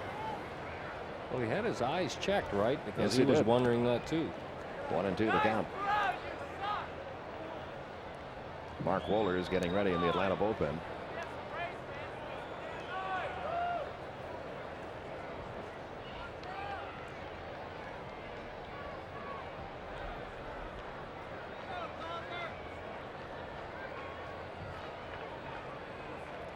Here's the 1-2 on the way from Rojas. Right back to him. And 2 men are out here in the 8th. That'll bring up Chipper Jones, who has walked, fly to right, and grounded out to short. Good crowd on hand today. 36,676. The Braves went over the 1 million mark last night. A lot of kids here today. Kids from the Boys and Girls Clubs of Atlanta. And it looks like we have a lot of day camp kids up in the upper deck with their colorful t-shirts.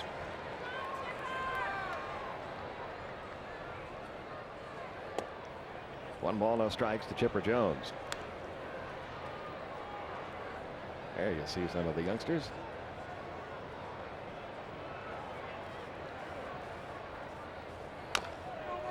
Little ground ball to first, right near the bag. Segui has it.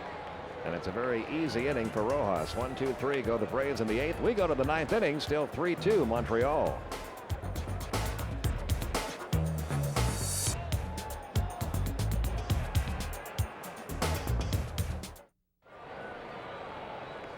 Ninth inning, Montreal leading it by a run. Lower third of the order to up against Brad Kluntz, beginning with Mike Lansing. Lansing has struck out, flied out, and walked. Down to 228 for the year now. He was hitting 280 when the Braves were in Montreal a couple of weeks ago. And he just can't get it going. He's 1 for his last 32 and just broke a bat to boot.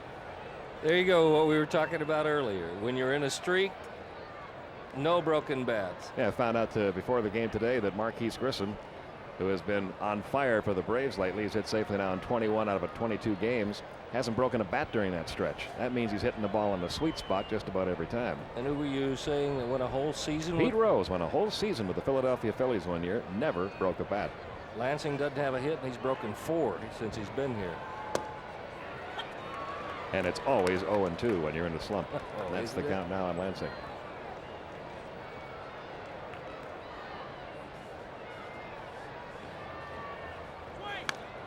Off the end of the bat, foul. 0-2.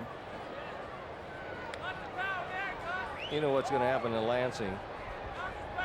The ultimate disgrace. Before this trip's over, he'll have to be using a pitcher's bat to hit. He's broken so many. It's a long trip. They've got 3 more stops after this. On the ground, slowly toward short. Blauser up with it. Over to first, 1 down. Well, maybe Mike will have better luck in Florida. You got to hand it to him. We talked about this once before. It hasn't affected him defensively. No, it hasn't. It hasn't affected his hustle either. He made that a close play at first, and you got to admire that about the guy. Granted, he is struggling, but the other phases of his game, other than the hitting, he is still hustling on. Now Tim Spear, who was fouled out, doubled, and walked with the bases loaded, picking up an RBI back in the 6th.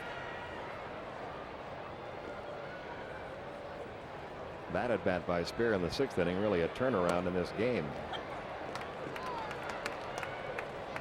That walk drove in the 2nd run of the inning, moved runners to 2nd and 3rd, and then Pedro Martinez hit a sacrifice fly to give them their 3rd run. Steve Bedrosian, Pedro Borbon up in the Atlanta pen. The 0-1 pitch to Spear, missed inside. 1 ball, 1 strike. Mel Rojas will hit for himself. He's on deck.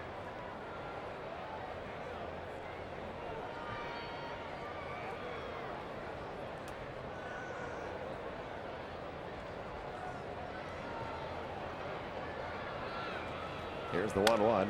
Ground ball. Nice backhand play by Fred McGriff. Gets the toss to Kluntz, covering in time. That took extra bases away from Tim Spear. And that's 5 in a row, retired now by Brad Kluntz. There were 2 parts to this good play. First of all, the dive to smother this. That looked like it was headed for the right field corner. Fought it off inside out. Watch McGriff. But Kluntz came off the mound like he was shot out of a rocket. And what he was trying to do was get close to the bag. So if McGriff had struggles coming up with it, watch how quickly Kluntz goes over there. Boom, he's gone, and he's hustling. Now, by being close to the bag, there is not so much pressure on Fred McGriff to have to bounce up and make a quick snap throw. Mel Rojas hitting for himself with 2 outs.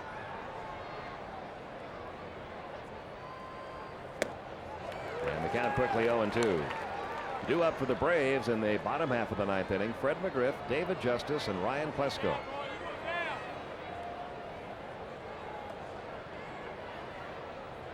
Here's the 0-2. 1 ball, 2 strikes. That'll be a pretty good test for Mel Rojas. Bottom of the 9th, 3 left-hand hitters with power in a 1-run game. Here's the 1-2. He's out of there on strikes. Clontz records his second strikeout. 6 in a row retired by Brad Clontz. Now we'll see how Rojas fares with those left-hand hitters. We go to the bottom of the ninth. 3-2 Montreal.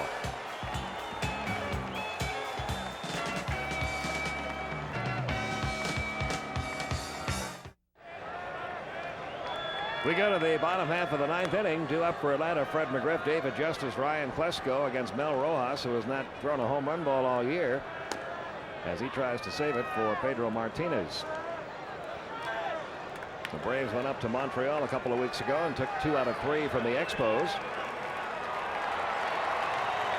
Now the Expos trying to do the same thing to the Braves here in Atlanta. McGriff is 0 for 3. Is struck out, bounced to the pitcher, and fly to right.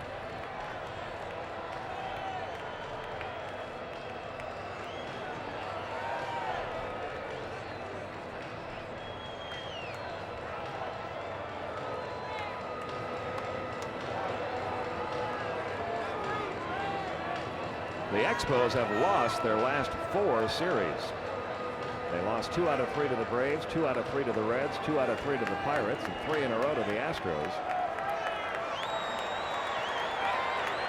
Dropping from second place to a distant third. Ball 1, the count of McGriff. But unless the Braves can win today, old Mo might be changing dugouts. And for Montreal, very important to try to get that going early on this trip when you've got a 2-week, 13-game road trip going. You get off to an 0-3 start on a trip like that, it might never turn around for you. And equally important for the Braves, too, because it would be nice to come out of here with a win, something nice and positive, a 4-2 homestand to take up to Philadelphia. That's going to be a tough weekend. 2-1 the count now on Fred McGriff. I think when you're going up against the division-leading ball club and somebody you feel you have to beat, you need to win 3 out of 4. A sweep would be nice. You look for any ingredient you can find to bolster your chances and to take something positive with you, especially when you're going on the road. Here's the 2-1. Fouled back 2-2. In that series, it'll be John Smoltz against Tyler Green on Friday night. Greg Maddux against David West on Saturday night. Tom Glavine against Michael Mims on Sunday. And Steve Avery against Kurt Schilling on Monday night.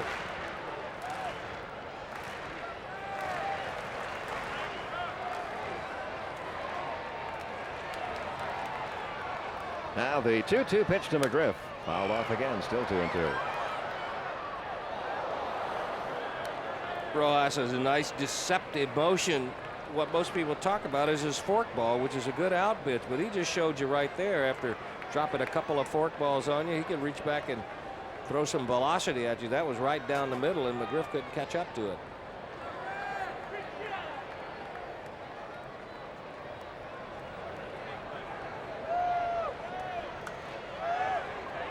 Here's the 2-2. Blown away, 3-2. Full count, 3-2.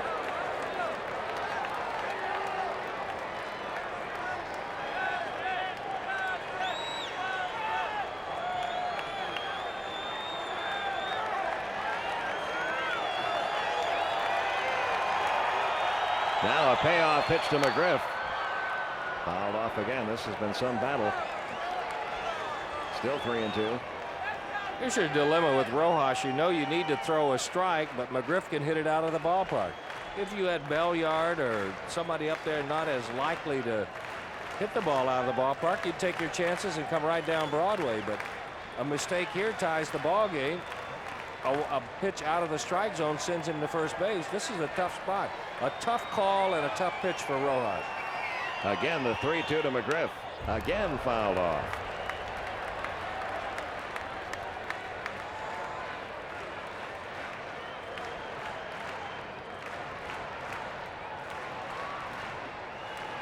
About time to change that, isn't it? I'd say a year, long enough.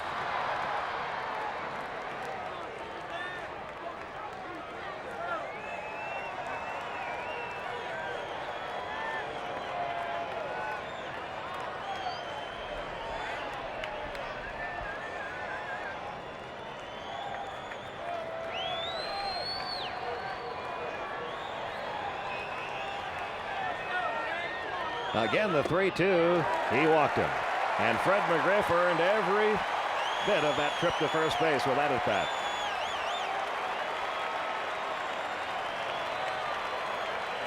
So now the Braves have the potential tying run at first. And David Justice at the plate. He has walked, fly to right, and struck out. Well, this is your heavy artillery. If you can't get it done with McGriff, Justice, and Klesko, you're not going to get it done. The only thing Justice has had his problems against Rojas.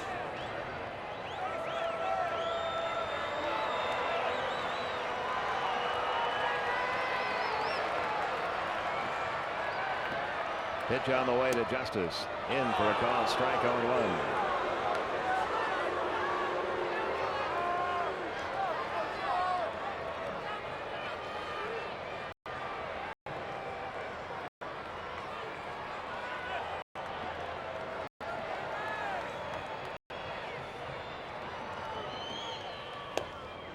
One ball, one strike. The Rojas story, a good one. He'd been bouncing back and forth between AAA and Montreal.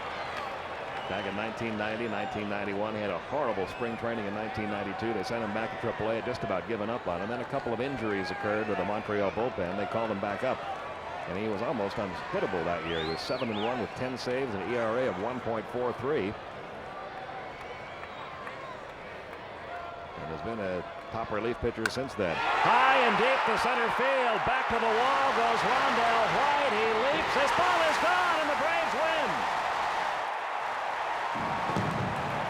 Justice, a two-run homer. Braves win it 4-3.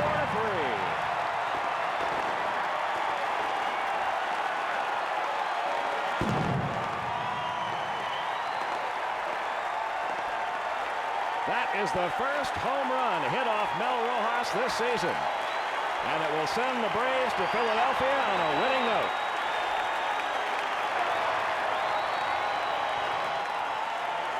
Well, you were looking for something positive to take on the road. There it is. And the Braves win it 4-3. Watch this swing. Up and out over the plate. Full extension. Straightaway center. Has he hit a couple of long ones in this homestand or what?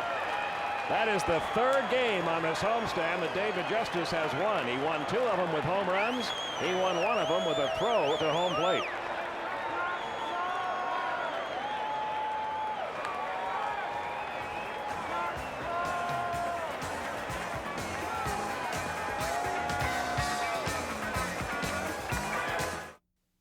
Atlanta Braves baseball, brought to you by Delta Airlines. You'll love the way we fly. And by Aflac, covering the unexpected cost of getting well. Aflac, insuring over 38 million people worldwide.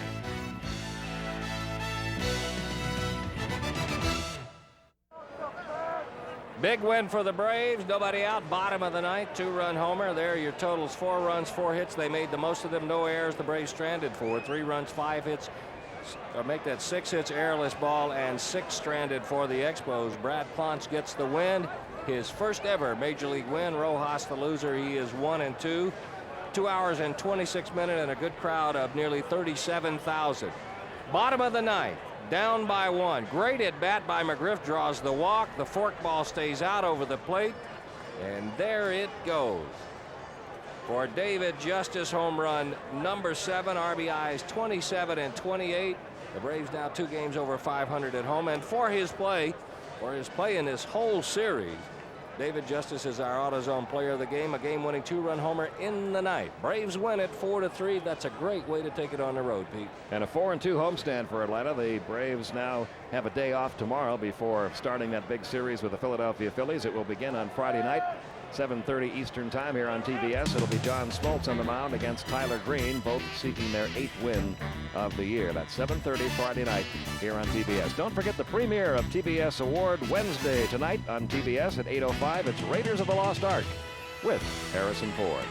Until Friday, for Don Sutton, Skip Carey, Joe Simpson, our entire TBS crew, Pete Van Wieren from the stadium will on a David Justice home run. The Braves win it over the Montreal Expos by a final of 4-3. So long, everyone.